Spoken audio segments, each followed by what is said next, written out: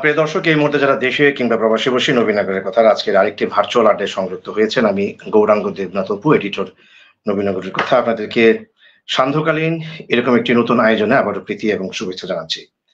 আপনারা নিশ্চয়ই জানেন যে মুক্তিযুদ্ধের চেতনাই নবীনগরের প্রতিচ্ছবি, এমন একটি মূল মন্ত্রকে আমরা হৃদয়ে ধারণ করে পথ চলতে শুরু করেছিলাম ৩ বছর আগে। দেখতে দেখতে ইতিমধ্যে আমাদের ২৮৯টি পর্ব শেষ করেছি। আজকে আমাদের ২৯০তম পর্ব। আর কিছুদিন পরে হয়তো আমরা ৩০০তম পর্বে আমরা উপনীত হব। এই যে একটি পথ চলা, একটি ছোট্ট উপজেলা শহরে বসে এই ধরনের ভার্চুয়াল আড্ডায় প্রায় ৩০০ পর্ব করা, নিঃসন্দেহে এটি আপনাদের প্রত্যেকের নানাভাবে সহযোগিতা ছিল, পরামর্শ ছিল, আপনাদের নানান দিক নির্দেশনায় কিন্তু আজকে নবীনগরের কথার এরকম একটি পর্ব আমার পক্ষে এতটুকু পর্যন্ত টেনে আনা সম্ভব হয়েছে। এবং আপনারা জেনে নিশ্চয়ই খুশি হবেন যে মাত্র কদিন আগে, গত ৪ঠা মে, আমরা নবীনগরের কথার ভার্চুয়াল এই টক শো পর্বের ৩ বছর পূর্তিতে একটি চমৎকার নান্দনিক অনুষ্ঠান করেছিলাম, এবং যেখানে বিশ্বখ্যাত সঙ্গীতের যে সুরের সম্রাট ওস্তাদ আলাউদ্দিন খাঁ সাহেবের বংশধর ওস্তাদ সিরাজ আলী খান, যিনি এই সময়ে শরদের রাজকুমার বলা হয়, তিনি এসেছিলেন।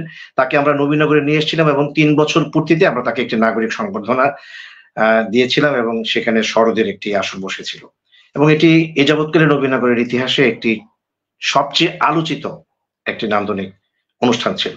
এটি আপনাদের সকলের আশীর্বাদ, সকলের প্রেরণা, উৎসাহ পেয়েছি বিধায় এরকম একটি ভার্চুয়াল আড্ডা অনুষ্ঠান কিন্তু এতটা দিন আমরা চালিয়ে নিতে সক্ষম হয়েছি। চলুন কথা না বাড়িয়ে আজকের অনুষ্ঠানের মূল জায়গায় ফিরে যায়, এবং আজকের অনুষ্ঠানে কারা সংযুক্ত হয়েছেন চলুন তাদের সঙ্গে আপনাদেরকে প্রথমে পরিচয় করে দিই। প্রিয় দর্শক, আমরা দেখতে পাচ্ছি আমাদের সঙ্গে ইতিমধ্যে ৪ জন যুক্ত হয়েছেন। ঠিক আমার ডান পাশে রয়েছেন যাকে কেন্দ্র করে আজকে এই অনুষ্ঠানটির আয়োজন করেছি, এবং আজকের অনুষ্ঠানের যে বিষয়বস্তুটি নির্ধারণ করেছি সেটি মূলত তার একটি ফেসবুক পোস্টকে কেন্দ্র করে। আমাদের বিষয়বস্তু হচ্ছে মানবিক দায়বোধ আমাদের করণীয় কি। বলতে পারেন যে আসলে আমরা তো অনেকে অনেক কথা বলে থাকি, আমরা এটা করি, সেটা করি, এ করুন, সে করুন, নানান ধরনের কথাবার্তা, কিন্তু বাস্তবিক অর্থে মানবিক ঘটনাগুলির পাশে আমরা কতটা দাঁড়াই সেটি একবার নিজেকে প্রশ্ন করলে হয়তো তার উত্তর পাওয়া যাবে। সেই ঘটনাটি আমাদের আজকের অনুষ্ঠানের অন্যতম আলোচক, আমার ঠিক ডান পাশে রয়েছেন শুভ্রজিৎ ভট্টাচার্য, ভারতের এই সময়ের অত্যন্ত একজন গুণী সংবাদকর্মী, একজন নন্দিত সঞ্চালক, একজন বিশিষ্ট রবীন্দ্র গবেষক, এবং এই ধরনের টক শো অনুষ্ঠানের একজন বিশ্লেষকও বটে। তার একটি পোস্টকে কেন্দ্র করে আজকের এই বিষয়বস্তু আমরা নির্ধারণ করেছি। শুভ্র, আপনাকে স্বাগত জানাচ্ছি। এবং ঠিক বা পাশে রয়েছেন উপরে আমাদের জহির রায়হান, সাংবাদিক জহির রায়হান। তিনি বাংলাদেশের অন্যতম জনপ্রিয় একটি টেলিভিশন জিটিভির এখানকার জেলা করেসপন্ডেন্ট, এবং ব্রাহ্মণবাড়িয়ায় যেখানটায় বসে আমি অনুষ্ঠানটি করছি সেই জেলার সাংবাদিকদের যে সংগঠন, অর্থাৎ ব্রাহ্মণবাড়িয়া টেলিভিশন জার্নালিস্ট অ্যাসোসিয়েশন, সেটির অ্যাক্টিং জেনারেল সেক্রেটারি হিসেবে দায়িত্ব পালন করছেন নবীনগরের কথার একজন অত্যন্ত শুভাকাঙ্ক্ষী। জহির ভাই, আপনাকে স্বাগত জানাচ্ছি। এবং নিচে রয়েছেন, এখন এই মুহূর্তে আমি উপরে তাকে নিয়ে এসেছি, তিনি হচ্ছেন পুষ্পিতা চক্রবর্তী। আজকে তিনি নবীনগরের কথার এই ২৯০তম পর্বে এসেছেন।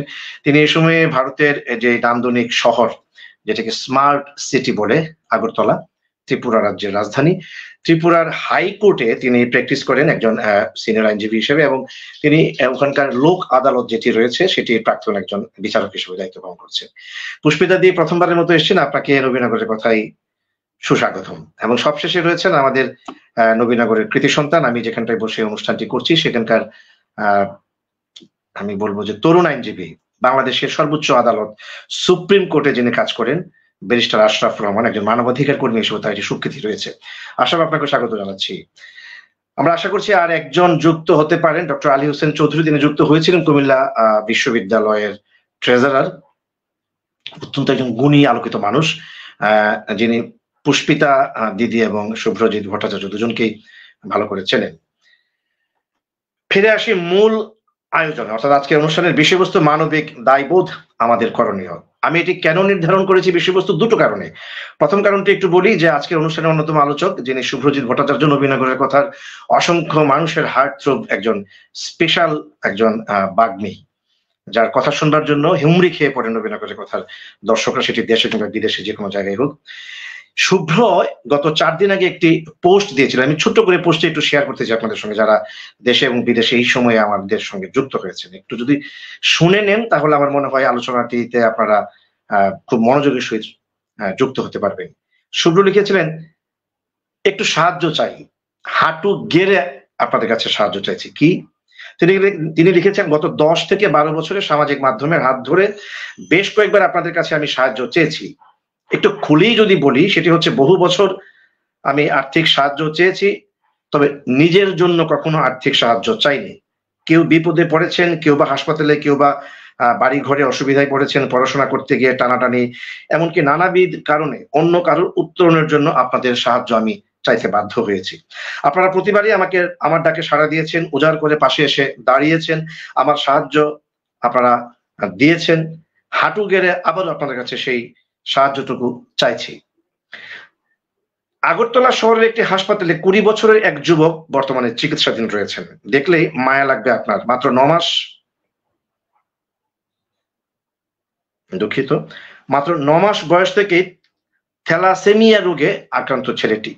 6-7 বছর বয়স থেকে HIV রোগে আক্রান্ত, মা বাবা কেউ এই রোগে আক্রান্ত নন। বিছানায় যুবকটিকে দেখলেই আপনার মনে হবে ওর বয়স বোধহয় আসলে 20 নয়, সম্ভবত 10 থেকে 12 বছর।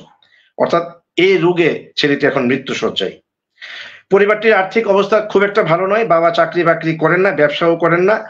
অসুস্থ ছেলের জন্য একটা ছোট্ট ঘর তৈরি করতে চান অসহায় এই পিতা, সে কারণে আপনাদের সাহায্য চাইছি। এরকম একটি লেখা দেওয়ার পর শুভ্র তার পরবর্তী একটি লেখায় আবার এটা একটি আপডেট দিয়েছেন, সেটি দিয়েছেন গত 2 দিন আগে। লিখেছেন, এ পর্যন্ত আমার লেখার কারণে 94,000 টাকা আমার হাতে এসে পৌঁছে গেছে, আপনাদেরকে আমি সশ্রদ্ধ প্রণাম জানাই, এবং কারা কত টাকা দিয়েছেন সেটি একটি লিস্ট। এই 94,000 টাকা কে কত দিয়েছেন, এবং সবচেয়ে আশ্চর্যের বিষয় হচ্ছে এতটাই জবাবদিহিমূলক এই লেখাটির যে বিশ্লেষণ, সেখানে দেখা গেছে সর্বশেষ মিস্টার সৌরভ দাস মাত্র 10 টাকা দিয়েছেন তার এই অ্যাকাউন্টে। সেই 10টি টাকা পর্যন্ত এখানে উল্লেখ করা আছে। মিস্টার সৌরভ সরকার 20 টাকা দিয়েছেন, সেটিও এখানে লেখা আছে। সর্বোচ্চ 10,000 টাকা দিয়েছেন আশুতোষ দেব, সেটিও লেখা আছে। এরকম করে 94,000 টাকা শুভ্রর অ্যাকাউন্টে জমা হয়েছে এবং তিনি সকলের কাছে কৃতজ্ঞতা জানিয়েছেন। আমরা আসলে নিজেরা যখন নিজেদেরকে নিয়ে ব্যস্ত থাকি, তখন যখন আমরা আসলে মানুষের উপর আস্থাটুকু হারিয়ে ফেলেছি বলা যায়, যে আসলে এখন কারো যে আমাদের ডক্টর ভোপেনের যে গান যেটা আমরা গেয়ে থাকি, যে মানুষ মানুষের জন্য, যেটি থেকে আমরা অনেকটা আসলে ইউটার্ন করেছি, সেই জায়গা থেকে শুভ্র বলছেন যে না, মানুষ এখনো হারিয়ে যাননি, মানুষ মানুষের জন্য সেটি খুঁজে পাওয়া যায় যখন আমি শুভ্র একটি ছোটখাটো স্ট্যাটাস দিলে সেখানে লক্ষাধিক টাকা, মানে কোনো ধরনের আর্গুমেন্ট ছাড়াই মানুষ জমা দেয় টাকা আমার অ্যাকাউন্টে। একবার প্রশ্ন করেন না যে শুভ্র এই টাকাগুলি নিয়ে তুমি কি করবে। তাহলে মানবিক দায়বোধ কিন্তু মানুষের এখনো রয়েছে। তো সেই কারণে আমরা বলেছি আসলে আমাদের করণীয় কি, সেটি আমরা আজকে আলোচনা করব, যে মানুষ কিন্তু এখনো শুভ্রদের মতো মানুষের আহ্বানে সাড়া দেয়। আমি যদি আরেকটা যোগ করি, আরেকটি মানবিক ঘটনা, সেটি হচ্ছে আজকের অন্যতম আলোচক আমাদের পুষ্পিতা চক্রবর্তী, যিনি একজন আইনজীবী। তিনি মাত্র 4 থেকে 5 দিন আগে তার জন্মদিন গিয়েছে। আপনারা আলোচকরা নিশ্চয়ই জেনেছেন, অনেকে হয়তো না জেনে থাকলে আজকে জানবেন, দেশে বা দেশের বাইরে যারা যুক্ত হয়েছেন আপনারা জানবেন যে পুষ্পিতা চক্রবর্তী তার গতানুগতিক জন্মদিনে বড় কোনো অনুষ্ঠান না করে তিনিও সার্চ করে একটি ছেলেকে খুঁজে বের করেছেন, যে ছেলেটির টাকার অভাবে পরীক্ষা দিতে পারছে না, তার বই কিনতে পারছে না, তার ফর্ম ফিল আপ করতে পারছে না। তিনি জন্মদিনে সেই টাকাটা খরচ না করে সেই টাকাটা ওই ছেলেটির বাড়িতে গিয়ে তার হাতে পৌঁছে দিয়ে বলেছে, বাবা তোমার জন্য সামান্য আমার এই উপহার জন্মদিনের, এই টাকাটা তুমি তোমার পড়াশোনার পেছনে ব্যয় করো, এবং ইন ফিউচারে যদি তোমার কোনো প্রয়োজনে আমি নিজেকে লাগাতে পারি, যে কোনো বিষয়ে তুমি আমার নিশ্চয়ই সাহায্য চাইবে এবং আমি সেটুকু দেওয়ার চেষ্টা করবো। এই যে দুটো ঘটনা, এই ঘটনা থেকে আসলে আমরা কি শিখতে পারি, এটি নিয়ে আজকে আলোচনা হবে। এবং এখানে আলোচনায় আজকে 5 জন যুক্ত হয়েছেন, আরো বোধহয় একজন যুক্ত হয়েছেন, দেখি কারা। হ্যাঁ, যুক্ত হয়েছেন সুভাষ সাহা, যুক্ত হয়েছেন ডক্টর আলী হোসেন। আমার মনে হয় আজকের আসলে একটি ঋদ্ধ আলোচনা হবে। সুভাষ সাহা এবং ডক্টর আলী হোসেন চৌধুরী, যিনি একজন কুমিল্লার আলোকিত সাদা মনের মানুষ, আপনাদের দুজনকে স্বাগত জানাচ্ছি। সুভাষ দা আমাদের সিনিয়র একজন সাংবাদিক। শুরুতে আসতে চাই আমি আলোচনাটি যিনি শুরু করেছেন একটি ফেসবুক পোস্টের মাধ্যমে, আমি যেটিকে বলেছি যে মানবিক দায়বোধ রক্ষায় আসলে আমাদের কি করণীয়, সেই বিষয়ে আমরা শুনতে চাই, শোনাতে চাই, এবং আমরা যেটি থেকে আসলে অনেকটা ইউটার্ন করে আমরা মাঝে মাঝে খুব হতাশ হয়ে পড়ি যে মানুষের কাজে তো মানুষ আসলে এগিয়ে আসে না, কিন্তু শুভ্র দেখিয়ে দিয়েছে যে সঠিকভাবে চাইতে পারলে মানুষ এগিয়ে আসে। শুভ্র, আমি আপনাকে দিয়ে শুরু করতে চাই।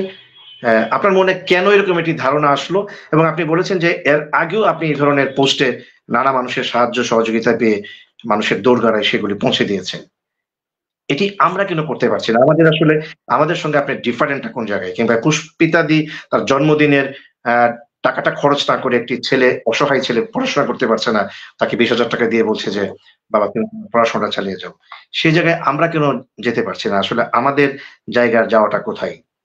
কেন পারছি না? শুভ্র। প্রথমেই অপুদা আপনাকে আরো একবার ধন্যবাদ। এই আলোচনায় আপনারা যারা যুক্ত হয়েছেন আপনাদের সকলকে শ্রদ্ধা এবং প্রণাম জানাই। আপনারা সবাই মেধায়, গুণে এবং নিজেদের নিজস্ব বিচরণ ভূমিতে আমার চেয়ে অনেক অনেক মানে উজ্জ্বল। আপনারা সবাই আমাকে আশীর্বাদ করবেন।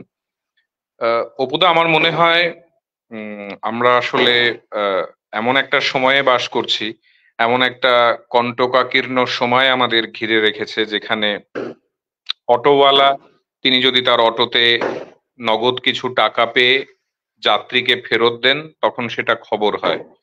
আমরা এমন একটা সময়ে বাস করছি যখন গাড়িতে যদি কোনো ভদ্রমহিলা একটি সোনার বালা ভুল করে ফেলে যান, কোনো একটি জুয়েলারির দোকান থেকে কেনার পর সেই বালাটি তিনি যদি তার যাত্রীকে গিয়ে ফেরত দিয়ে আসেন বা থানায় গিয়ে ফেরত দেন, তাহলে থানার বাবুরা সাংবাদিকদের ডেকে ছবি তুলে খবর করেন যে এই বালাটা ফেরত দেয়া হয়েছে। আমাকে আমার রামকৃষ্ণ মিশনের এক মহারাজ, তার কথা যে এই অনুষ্ঠানটিকে কেন্দ্র করে বারবার সকাল থেকেই মনে পড়েছে, সুজিত মহারাজ, তিনি নিয়মিতভাবে একটা কথা বলতেন যে এগুলো কেন খবর হয় রে? তো আমি বলতাম যে মহারাজ পেয়েছে তো, মানে এই জিনিসটা ফেরত দিয়েছে। বলছে এটাই তো স্বাভাবিক, এটাই তো খুব মানে হওয়ার কথা। তুই কি চুরি করবি নাকি ওই টাকাটা? তুই কি ওই সোনার মানে গয়নাটা নিয়ে যাবি নাকি তোর বাড়িতে? সুতরাং তুই দেখছিস কেউ ওই টাকাটা ফেলে গেছে কিংবা কেউ একটা জিনিস কোথাও রেখে গেছে, সেটা তো তুই ফেরত দিবি। এটাই তো খুব স্বাভাবিক জীবনের নিয়ম, এটাতে খবর হওয়ার কি আছে? কিন্তু আমরা যারা সংবাদ মাধ্যমের সঙ্গে যুক্ত কোনো না কোনো ভাবে, অপুদা আপনি জানেন যে 1,00,000 টাকা যদি কোনো রিক্সা চালক বা অটো চালক ফেরত দেন, তখন আমরা তার সততা নিয়ে অত্যন্ত খুশি হয়ে গদগদ ভাবে খবর করে এটা বলতে চাই যে তিনি সৎ। অর্থাৎ আমি এই উদাহরণটা এই জন্য দিলাম যে সততা কিন্তু আজকের তারিখে একটা খবর। অপুদা, আমরা কে কতটা সৎ, আমরা কতটা পর্যন্ত সৎ, প্রতিদিন আমরা এই পরীক্ষার মধ্য দিয়ে নিজেদেরকে নিয়ে যাই।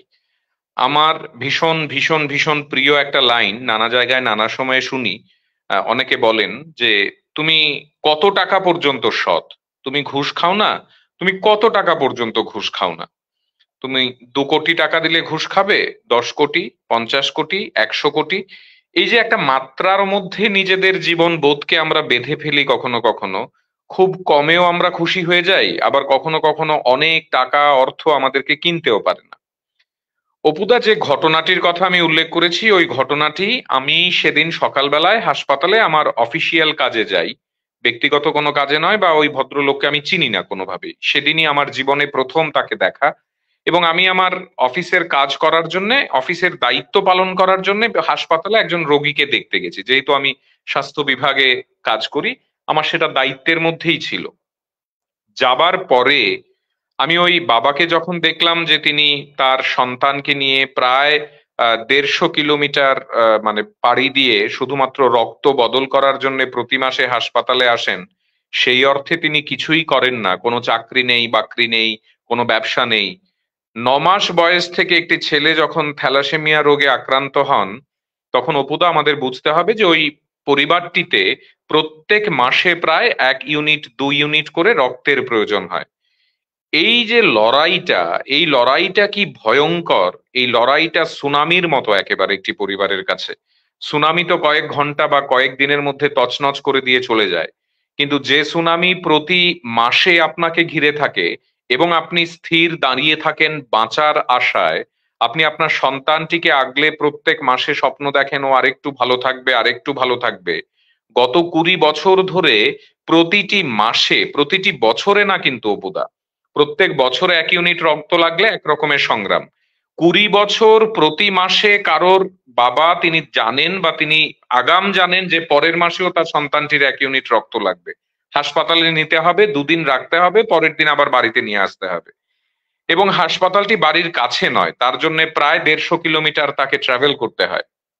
বাড়িতে তখন মা থাকেন, ক্লাস 8-এ পড়া ছোট ভাইটি মার সঙ্গে থাকেন। এই যে মার অপেক্ষাটা, আপনি শুধু এই অপেক্ষাটার দাম চিন্তা করুন অপুদা। একজন মা তার ছোট সন্তানটিকে নিয়ে গত 20 বছর ধরে অপেক্ষা করে থাকেন যে তার স্বামী তার বড় ছেলেটিকে নিয়ে হাসপাতালে গেছেন রক্ত দিতে, তিনি তাকে নিয়ে আবার ফিরে আসবেন। এই শুধু যে একটা, মানে আমি যদি এই রূপকথাটাকে মনে মনে আমরা যদি সবাই মিলে একটু ভাবতে পারি, আমরা সবাই মিলে যদি নিজের পরিবারের সঙ্গে এটাকে মেলাতে পারি, আমরা বুঝবো যে এই লড়াইটা কতটা কঠিন। সেদিন হাসপাতালে দাঁড়িয়ে আমি ওই ভদ্রলোককে জিজ্ঞাসা করেছিলাম যে আপনাকে কিভাবে সাহায্য করতে পারি, আপনি কি চান একটু বলুন। তিনি আমাকে হাত জোর করে বলেছিলেন, আমার ওই সততার লাইনটির প্রতি আজীবন আমার এই ঘটনাটি মনে থাকবে। তিনি হাত জোর করে আমাকে বলেছেন, স্যার আমার কোনো টাকা পয়সা চাই না, নগদ অর্থ চাই না, আমার কোনো ধরনের খাবার দাবার চাই না, ছেলেটির জন্য পোশাক চাই না, জুতো চাই না, ঘড়ি জামা কিচ্ছু চাই না। আমি অবাক হয়ে তার দিকে তাকালাম। আমি বললাম, কারণ সাধারণত সবাই বলেন যে স্যার আমাদের তো টাকা নেই, চাকরি নেই, বা এটা নেই ওইটা নেই, পেনশন নাই, মানে আমরা কি করব, একটা যদি সরকারি কোনো সাহায্য ইত্যাদি বলেন। তো আমি বললাম আপনাকে কি করতে পারি আমরা। বলছে না আমি ভাবে, কিন্তু আপনি শুধু একটা কাজ করে দিন, আমার ছেলেটার জন্য আমার একটা ঘর দরকার, ছোট্ট একটা ঘর, তার সেই ঘরের প্রতিও কোনো লোভ নেই অপুদা। ঘরটা দালান হতে হবে, ওপরে মানে এই হতে হবে, ছাদ থাকতে হবে, কিংবা টিন থাকতে হবে, কাঠের হতে হবে, কিচ্ছু শর্ত তিনি দেননি। তিনি শুধু বলেছেন তার ছেলেটির মাথা গোজার জন্য একটা ছোট্ট ঘর দরকার। সেই কথাটা আমাকে এতটাই মানে মানে আমাকে কোথাও গিয়ে মানে আমার মন ছুঁয়েছে। আমার মনে হলো যে একটা মানুষ এত সহজ সরল ভাবে এইটুকু চাইতে পারে, মাত্র শুধু একটা ঘর। আমি সঙ্গে সঙ্গে ফিরে এসে আমি মনে করলাম যে এটা তো অফিসিয়ালি আমি করতে পারবো না, কারণ অফিসিয়ালি আমার কাছে তো প্রত্যেক রোগী একই রকম, সবাইকে আমাকে একই রকম সুযোগ এবং সুবিধে দিতে হবে।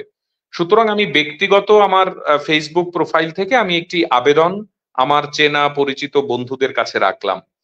আমি, এটা আমার নতুন কিছু নয় বা আমি প্রথমবার করেছি তাও নয়, আমি যতবার এমন আবেদন করেছি, পুষ্পিতাদি বা জানেন নিয়মিতভাবে এরকম বহু ঘটনার তিনি সাক্ষী, রণবীর দা, সুমন্ত দা, অভিজিৎ স্যার, আমি অনেকের নাম এখানে বলতে পারি, যারা প্রত্যেক সময়, জয়দা, নানাভাবে তারা পাশে এসে দাঁড়িয়েছেন। এবারে একটি অসাধারণ ঘটনা ঘটলো। আপনি বারবার 3 দিন 3 দিন বলছিলেন অপুদা, মাত্র 1.5 দিনের মাথায় আমি বলবো, একেবারে পোস্টটা করার পর আমি রাত 10টা নাগাদ পোস্টটা করেছি, পরের দিন রাত 10টার মধ্যে আমি জেনে গেছি যে আমার কাছে প্রায় 1 লক্ষ টাকা চলে আসবে। এবং আজকের দিনে দাঁড়িয়ে গত 2.5 দিন আগের একটি পোস্ট, প্রায় 1 লক্ষ টাকা মানুষ যারা ভালোবেসে শুধুমাত্র এই 8-10 লাইন লেখা পড়ে আমাকে জিপে করেছেন। আমাকে কেউ, যারা এই অর্থ দান করেছেন, যারা এই অর্থ ভালোবেসে আমাকে দিয়েছেন, তারা কেউ কেউ কেউ, আমি অন ক্যামেরা বলছি, একজনও কেউ আমাকে জিজ্ঞাসা করেননি ছেলেটির বাড়ি কোথায়, ছেলেটির বাবা কি করে, ছেলেটির মার বয়স কত, ছেলেটির ছোট ভাই আছে কিনা, ছেলেটি কোন হাসপাতালে ভর্তি, ছেলেটি মানে কি করে, সে পড়ে কিনা, একটা প্রশ্ন আমাকে কেউ জিজ্ঞাসা করেনি।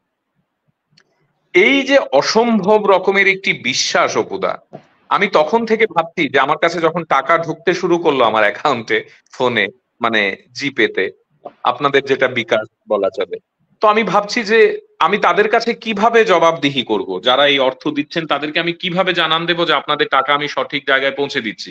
আমার এমন খচখচানি শুরু হলো যে আমি এর আগেও এটা করেছি, কিন্তু এত ওই 10 টাকা 15 টাকা 20 টাকা গুলো আমি লিখিনি এর আগের বারগুলোতে। কিন্তু এবার আমার মনে হলো যে এই 10 টাকা যিনি দিয়েছেন, তিনিও তো ভালোবেসে হয়তো তার সর্বোচ্চটুকুই আমাকে দিয়েছেন সেদিনের জন্য। এই ভাবনা থেকে যিনি 20 টাকা আমাকে দিয়েছেন, তিনিও তো তার জায়গা থেকে হয়তোবা সর্বোচ্চ ওই 20 টাকাটাই দিতে পারতেন, তিনি দিয়েছেন। আবার যিনি 10,000 টাকা দিয়েছেন, তিনি সেদিন ওই টাকাটাই আমাকে সর্বোচ্চ দিতে পারতেন, তিনিও তো দিয়েছেন। সুতরাং 201 টাকা যিনি দিয়েছেন, আমি সেই 1 টাকার উল্লেখও এই জন্য করেছি যে আসলে আমরা এই প্রত্যেকটি টাকাকে একসঙ্গে করে যে যোগফলটা হয়, ওই যোগফল যাতে সমগ্র মানুষ আমার ফেসবুকে যারা আছেন তারা জানতে পারেন। শুভ্রজিৎ টাকা নিয়েছে তার অ্যাকাউন্টে, এটা যাতে না হয়। শুভ্রজিৎ কত টাকা নিয়েছে সেটা যোগ করলে ওইখানে বেরিয়ে আসবে। এবং আমি লিখে দিয়েছি যে আমি যদি কারোর নাম লিখতে ভুলে যাই, কারোর মানে দেয়া অর্থের কথা উল্লেখ করতে ভুলে যাই, আপনারা আমাকে এই ফেসবুকের কমেন্টে স্মরণ করাবেন, আমাকে বলে দেবেন যে আপনি তো আমার কথা লেখেন। এটা আমার কাছে একটা অদ্ভুত রকমের মানে অভিজ্ঞতার, আপনি বলতে পারেন অপুদা, যে আমি নিজের সঙ্গে নিজের একটা পরীক্ষা নিয়েছিলাম যে দেখি না কি হয়, দেখি না কতজন আসেন, দেখি না কত টাকা ওঠে। আমি দারুণভাবে সফল হয়েছি। আমি বলবো আমি ক্লাসে প্রথম স্থান দখল করেছি। আর আমি বারবার ওই রবীন্দ্রনাথের পায়ে গিয়ে তার পায়ে চুমু খেতে খেতে বলেছি যে ওই ওই কথাগুলোকে স্মরণ করেছি, দিবে আর নিবে মিলাবে মিলিবে, যাবে না ফিরে এই ভারতের মহামানবের সাগর তীরে। আমি এই কাজটি কবিপক্ষের ঠিক পরের দিন করেছি অপুদা, সেদিন বোধহয় 26শে বৈশাখ ছিল। আমার মনে হয়েছে এটাই আমার কাছে কবিতর্পণ, আমার মনে হয়েছে আমার কাছে এটাই রবীন্দ্রনাথের পূজা, আমার মনে হয়েছে তিনি যে বিশ্ব নাগরিক হওয়ার কথা বলেছিলেন আমাদের, তিনি যে সকল মানুষের পাশে থাকার কথা বলেছিলেন, আমরা সবাই মিলে সেদিন রবীন্দ্র জয়ন্তী উদযাপন করেছি ঠিক একদিন পরে। এই যারা যারা অর্থ দান করেছেন তারা সকলে মিলে রবীন্দ্রনাথকে ভালোবাসেন, তারা সবাই মানে তাদের জ্ঞানত এবং অজ্ঞানত রবীন্দ্রনাথের জন্ম জয়ন্তী পালন করেছেন আসলে। এবং আমি আগামী 2-3 দিনের মধ্যে একটি পোস্ট দেব, আমি উনাকে ডেকেছি আগামী শুক্রবার, তিনি আসবেন। আমি তার হাতে সবটা অর্থ দান, মানে যে টাকাগুলো আমি পেয়েছি তা উনার হাতে তুলে দিয়ে ওনাকে প্রণাম করে এই কথাটাই বলবো যে আপনি আপনার ছেলের জন্য এবার একটা ঘর করুন, তাকে একটা ছাদ দিন, তাকে ওই ঘরের নিচে রাখুন এবং আপনি তাকে বলুন কানে কানে মানুষ তার পাশে আছে।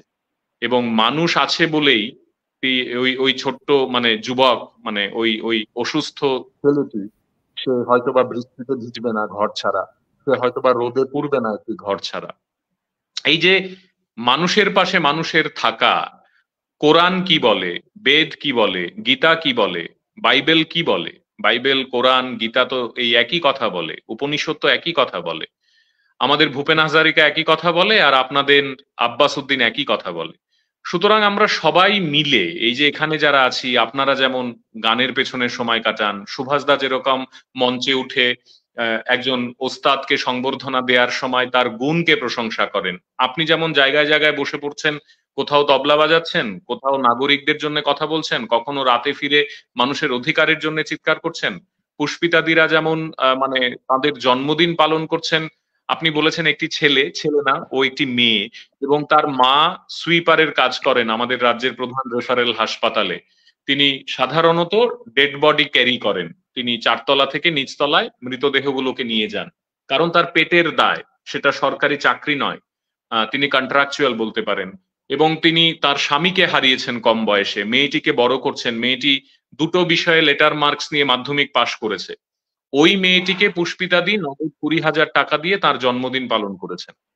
এই যে বোধের জায়গা, যে ভালোবাসার জায়গাগুলো, আমরা যদি একে অপরের পাশে এই জায়গাগুলোতে এসে না দাঁড়াই অপুদা, আপনার জন্মদিনে আমি আপনাকে একটা 350 টাকা দিয়ে পুষ্পস্তবক কিনে দিলাম, ভালো কথা, কিন্তু আমার জন্মদিনে আমি কি করলাম সেটা কিন্তু আমার বোধের পরিচয় মানে বারবার প্রকাশ্যে আনবে। আমার মনে হয় এইটুকুই আসলে। সুভাষ দা, এদিকে জাহির দা, অপুদা, আপনি, পুষ্পিতাদি, আপনারা সবাই যে যার জায়গায় দাঁড়িয়ে এই কাজগুলো নিয়মিতভাবে করছেন। এখানে আমি আজকে আলোচনার বিষয় বস্তু তাও নয়, কিংবা আমার পোস্টটি আপনাকে অনুপ্রাণিত করেছে কোনোভাবে, তার জন্য আমি আপনার কাছে ঋণ স্বীকার করি। কিন্তু আমার মনে হয় আমরা প্রত্যেক দিন একটি সুতোর মধ্যে নানা ফুল দিয়ে এরকম একটি মালা গাঁথার চেষ্টা করি, এবং আমরা সবাই মিলে এই চেষ্টাটা করি বলেই এখনো সকালবেলায় ফুল ফোটে, এখনো নিয়ম করে প্রত্যেক সকালে পাখিরা গান গায়, এখনো রাত্রিবেলা চাঁদ ওঠে আকাশে, এখনো আমাদের চতুর্পাশে মানুষ মানুষের জন্য বেঁচে থাকার স্বপ্ন দেখে। অপুদা, আমি ভীষণ ভীষণ ভীষণ ভাবে কৃতজ্ঞ যে আপনি এই বিষয়টিকে নিয়ে আজকে একটি টক শো আয়োজন করেছেন। আমার মনে হয় এটা আমাকে আরো বাড়তি অক্সিজেন দেবে। আগামী দিনে আমি এইরকম কাজ আরো করার সাহস পাবো। অসাধারণ, অসাধারণ। আসলে আমরা চাচ্ছি যে এরকম একটি বিষয় যারা শুনছেন কিংবা পরবর্তীতে একটি রেকর্ডে থেকে যাবে, যারা শুনবেন, হ্যাঁ? এবং যারা কমেন্ট করছেন তারা নিশ্চয়ই এই বিষয়গুলোকে শেয়ার করবেন এবং মানুষের মধ্যে ছড়িয়ে দেবেন। আমরা চাই যে এই সমস্ত অনুকরণের বিষয়গুলো আমরা সবাই যেন একেকটা শুভ্র হয়ে উঠতে পারি, একেকটা পুষ্পিতা হয়ে উঠতে পারি। শুভ্র যদি কাজটা করতে পারে, আমি অপু কেন করতে পারবো না? পুষ্পিতাদি যদি তার জন্মদিনের টাকাটি একটি সুইপারের মেয়ের হাতে পৌঁছে দিতে পারেন তার শিক্ষা ব্যবস্থাটাকে সামনের দিকে এগিয়ে নিয়ে যাওয়ার জন্য, তাহলে সুভাষ সাহা কেন পারবে না? জহির রায়হান কেন পারবে না? ব্যারিস্টার আশরাফরা কেন পারবে না? আমি তো জানি তারাও পারেন, তারাও করেন। আমরা এটিকে আসলে ছড়িয়ে দিতে চাই যে শুভ্র খুব চমৎকার, তার নান্দনিক, তার সাবলীল, তার স্বভাবসুলভ ভঙ্গিতে যেরকম করে কথা বলেন যে বোধের জায়গা, ভালোবাসার জায়গাটুকুতে আমরা একটু ঘুরে দাঁড়াই এবং তাহলেই দেখবেন যে বোধের পরিচয়টুকু আমরা আমাদের সবার কাছে ছড়িয়ে দিতে পারবো। এই জায়গাটায় আমি যেহেতু সংবাদকর্মী হিসেবে কথাগুলো বলছিলেন আমাদের একজন বিশ্লেষক শুভ্রজিৎ, আমরা একজন সিনিয়র সাংবাদিকের কাছে যাবো, বাংলাদেশের নারায়ণগঞ্জে যিনি আছেন, নবীনগরের কথা পরিবারের অন্যতম উপদেষ্টা সুভাষ দা। আমি পরবর্তীতে একটু আপনি ছোঁয়া পেয়েছেন যে পুষ্পিতা দিয়েও একটি ছোটখাটো কাজ কিন্তু আজকে করেছেন, এটি খুব বড় আকারই করেছেন, যদিও তিনি বলছেন যে এটি তার ছোট্ট একটি কাজ। সেটির বিশ্লেষণ আমরা পরবর্তী আলোচকদের কাছ থেকে নিশ্চয় শুনবো। প্রথমেই আমি শুনতে চাই যে শুভ্ররই এই মানবতা বোধের যে কাজটি, যেটি বলছিলেন তিনি বারবার, মানবিক দায়বোধ থেকে যে কাজটি তিনি করেছেন, সে বিষয়ে আপনার কি যোগ করবার আছে কিনা কিছু? সুভাষ সাহা। অনেক ধন্যবাদ। আমি শুনছিলাম মনোযোগ দিয়ে। শুভ্রজিৎ তো সবসময় ভালো বলেন, ভালো কাজ করেন। বিষয়টি হচ্ছে, আমি যদি প্রথমে যে কথাটি বলবো যে সৎ পাত্রের আবেদন এখনো ফুরিয়ে যায়নি, আছে, চিরকাল থাকবে। সমস্যাটা কোথায়? আমরা সৎ পাত্র খুঁজে পাই না, খুব কম পাই। এবং আমরা যারা সৎ বলে দাবি করি, পরীক্ষায় উত্তীর্ণ হতে পারি না।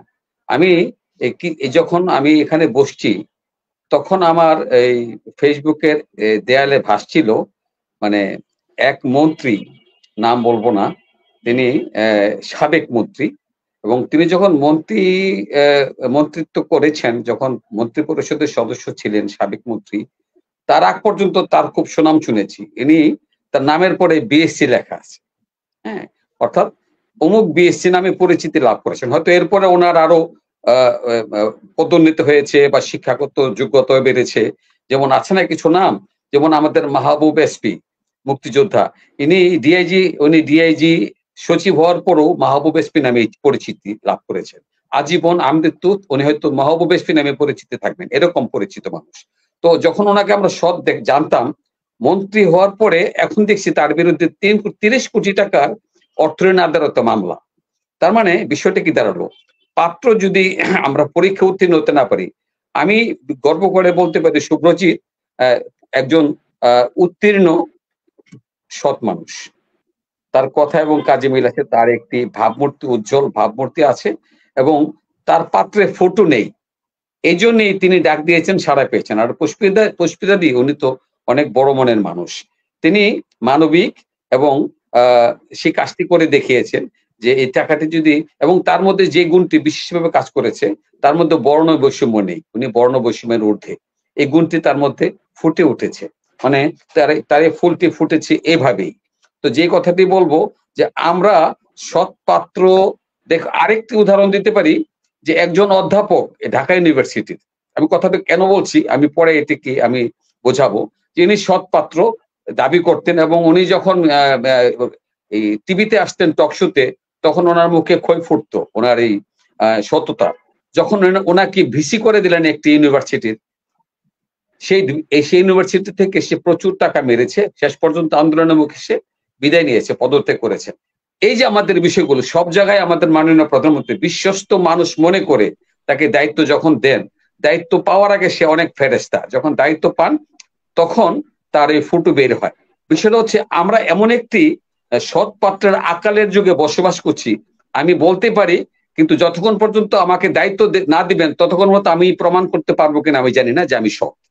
কাজেই এই আকালের মধ্যেও আমাদের পুষ্পিতা দিরা, আমাদের শুভ্রজিৎরা আছেন, এবং তাদের দেখে দেখে আমরাও একটু সাহস করব। তবে কেউ 20,000 টাকা দেবে, কেউ 20 লক্ষ টাকা দেবে, কেউ 20 টাকা দেবে।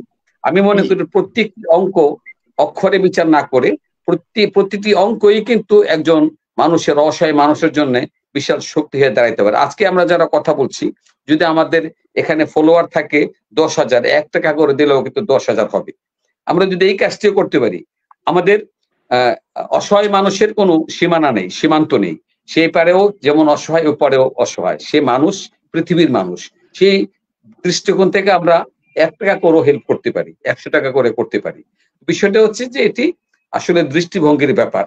তো আমরা কতটুকু পারি বা পারবো সেটা হচ্ছে পরের ব্যাপার। কিন্তু আমরা একটি দৃষ্টান্ত দেখলাম, এই দৃষ্টান্ত থেকে আমরা অনুপ্রাণিত হব, এবং আমরা অনুপ্রাণিত হয়ে যদি এটার মানে প্রতিফল, এটার যদি মানে সত্যি কিছু করতে পারি, তাহলে আমাদের কাছ থেকে আরো 10 জন লোক অনুপ্রাণিত হবে, এবং সেই আশাই আমি করতে চাই। এবং আমরা আশাবাদী মানুষ। সবাই যে ফুটু পাত্র নিয়ে বসে আছে ঠিক তা নয়, নিশ্চয়ই শুভ্রজিতের মতো, পুষ্পিতাদের মতো মানুষ অনেক আছেন, এবং তাদেরকে আমাদের খুঁজে বের করতে হবে। একদিন নিশ্চয়ই আমাদের স্বপ্ন পূরণ হবে, এবং অসহায় মানুষদের পাশে আমরা এইভাবেই দাঁড়াতে পারবো। এটি একটি দৃষ্টান্ত। কারণ একজনের আবেদনে এত মানুষ সাড়া দিল এত দ্রুততম সময়ের মধ্যে, সেখানে শুভ্রজিৎ আমাদের নিশ্চয়ই অহংকার। আমি প্রার্থনা করি শুভ্রজিৎ দীর্ঘায়ু হন, এবং শুভ্রজিতের মন এবং তার যে অর্থ বৈভব সব যেন সমানতালে বাড়ে, এবং যার ধন এবং মন আছে ঈশ্বর যেন তাকেই ধন দেন, সে প্রার্থনা করি। ধন্যবাদ। অনেক ধন্যবাদ সুভাষ দা। আমার মনে হয় আমরা আরো 2 জন আলোচক এখানে আছেন, আমরা তাদের বিশ্লেষণ শুনবো। এবং আপনি সঠিকই বলেছেন যে শুভ্রজিৎ আছে, হয়তো অনেক জায়গায় আছে, আমরা হয়তো খুঁজে পাই না, কিংবা এরকম ঘটনা কিন্তু অনেকেই ঘটে। অনেকে হয়তো বা প্রচার বিমুখ, তারা তাদের বিষয়গুলো সামনে আনতে চান না। সেরকমও অসংখ্য শুভ্রজিৎ, পুষ্পিতারা কিন্তু অকাতরে দিয়ে যাচ্ছেন, কিন্তু তারা আসলে লাইন নিয়ে আসতে চাচ্ছেন না। ইভেন আজকে শুভ্রজিৎ কিন্তু আসতে চাচ্ছিলেন না, পুষ্পিতাদি আসতে চাচ্ছিলেন না। বাট আমার কাছে মনে হয়েছে যে আমরা যারা ভার্চুয়ালি কাজগুলো করি, আমরা 50টি মানুষকে, অর্থাৎ 50, 100, 200 মানুষজনকে যদি বিষয়গুলো জানাতে পারি, তাদের কাছ থেকে 2 জন পুষ্পিতা কিংবা 2 জন শুভ্র যদি আমরা সৃষ্টি করতে পারি, সেটি হচ্ছে আমাদের সার্থকতা। সেই থেকে মূলত আজকের আয়োজন, এবং আমাদের বিষয়বস্তু হচ্ছে মানবিক দায়বোধ। আসলে আমাদের করণীয়টা আসলে কি, সেই জায়গায় এবার আসবো পুষ্পিতা দিয়ে আপনার কাছে। যে আপনি তো মানে ত্রিপুরা রাজ্যের স্মার্ট শহর আগরতলায় খুবই সুপরিচিত, এবং আপনি সব্যসাচী। একাধারে আপনি গান করেন, একাধারে আপনি সঞ্চালনা করেন, আপনি একজন ভালো আইনজীবী, পাশাপাশি আপনি একজন প্রাক্তন বিচারক ওখানকার লোক আদালতের, আপনার পরিচিতি ব্যাপক। এমনিতে তো আপনি অনেক বেশি ঢেউয়ের মতো ভাসেন, সবাই আপনাকে নিয়ে খুব নানাভাবে আপনার প্রশংসা করে। সেই জায়গায় আপনি আপনার নিজের আনন্দটুকু ভাসিয়ে দিয়ে একটি, যেটি বললেন শুভ্র, একজন পরিচ্ছন্ন কর্মী, যাকে আমরা হরিজন সম্প্রদায়ের বলে থাকি, এরকম একেবারে নিম্ন বর্ণের একটি মেয়ের জীবনটাকে বদলে দেওয়ার জন্য আপনি আপনার নিজের আনন্দটুকু বিসর্জন দিয়ে কেন সেখানে আপনার পুরো টাকাটি দিয়ে দিলেন, এটি যদি একটু বিশ্লেষণ করেন, তাহলে আমরা যারা পুষ্পিতাকে অনুসরণ করে আমরা আরেকটু অনুপ্রাণিত হব। দেবী, যদি একটু বিশ্লেষণ করেন। পুষ্পিতা চক্রবর্তী। এতক্ষণ শুভ্র ছিল, আমাকে শোনা যাচ্ছে? শুভ্র কিন্তু এখনো আছেন। হ্যাঁ, শুনতে পাচ্ছি। শুভ্র আপনার কথা শুনছে। শুভ্র হয়তো নিউজ রুমে আছেন, যে কারণে। আচ্ছা আচ্ছা, ঠিক আছে, অসুবিধা নেই। বলছি শুভ্রকে আমার ভালোবাসা জানাই, আর আপনারা আমার প্রণাম গ্রহণ করবেন। আর সবচেয়ে যেটা ভালো লাগছে যে এই ধরনের একটা আলোচনায় আমাকে ডেকেছেন, মানে সেটা ভীষণ ভালো লাগছে। যে কাজটা খুবই ছোট, কিন্তু তাও আপনাদের নজরে এসেছি, সেটা আমার ভীষণ বড় ভালো লাগা। আর আসলে শুভ্রজিৎ এত সুন্দর করে তুলে ধরেছে ব্যাপারটা, আমি নিজেকেই হারিয়ে ফেলেছি। তবে দাদা যেটা বলবো, আমি ছোটবেলা থেকেই বিশ্বাস করি যে পরের কারণে স্বার্থ দিয়া বলি এ জীবন মম সকলই দাও, তার মতো সুখ কোথাও কি আছে আপনার কথা ভুলিয়া যাও। আমি সেটা বিশ্বাস করি, এবং আমি সেটাও বিশ্বাস করি ভগবান শ্রীরামকৃষ্ণ বলেছেন বড় হওয়া ভালো, তার চেয়ে আরো বড় ভালো হওয়া। এই যে কথাগুলো, এগুলো যে শুধু বইতে থাকে, আমরা অনেক সময় কথা বলি, কিন্তু এগুলো আমাকে একদম ছোটবেলা থেকেই ভীষণ তাড়া করে ফিরতো, যে মানে মানুষের পাশে কিভাবে দাঁড়ানো যায়। আর ঠিক সেই ভাবনা থেকেই কিন্তু আমার যে প্রফেশন, সেই প্রফেশনটাকে আমি বেছে নিয়েছিলাম। আমি কিন্তু বিজ্ঞান বিভাগে স্নাতক, কিন্তু তারপরেও আমি ধরা বাঁধা কোনো চাকরিতে আমি সেরকম বিশ্বাস করতাম না, কারণ যেহেতু আমি মেয়ে মানুষ, আমি জানতাম যে আমার হয়তো বিয়ে হবে কোনো ঘরে, কিন্তু সেখানে যদি ধরা বাঁধা ইনকামের মধ্যে আমি থাকি তাহলে মানুষের পাশে সবসময় দাঁড়ানোটা হয়তো আমার পক্ষে সম্ভব হবে না। আর যে প্রফেশনে আমি আছি সেখানে মানুষের জন্য করার সাফিসিয়েন্ট স্কোপ রয়েছে। আপনি মানে বলতে মানে লজ্জাই লাগে যে আসলে জন্মদিনে এইবারে যে এটা হয়তো ফরচুনেটলি সবার নজরে এসছে, কিন্তু এরকম মানে ছোটখাটো কাজ আমি সারা বছরই আমার কাছে কেউ না কেউ হয়তো আসে, মানে এরকম আমি আমার সাধ্য অনুযায়ী, আমার তো সাধ্য তেমন কিছু নেই, আমি ভালোবেসে খুব সৎ ভাবে আমার প্রফেশনে, ভালো লাগার প্রফেশনে যেটুকু ইনকাম করি তার চেয়ে খুব বিলাসবহুল জীবন যে আমাকে মানে বহন করতে হবে সেটা আমি বিশ্বাস করি না। আমি বিশ্বাস করি আমি যদি ঘুরতে যাই সেখানে আমার 1,00,000 টাকা 80,000 টাকা একবারেই চলে যায়।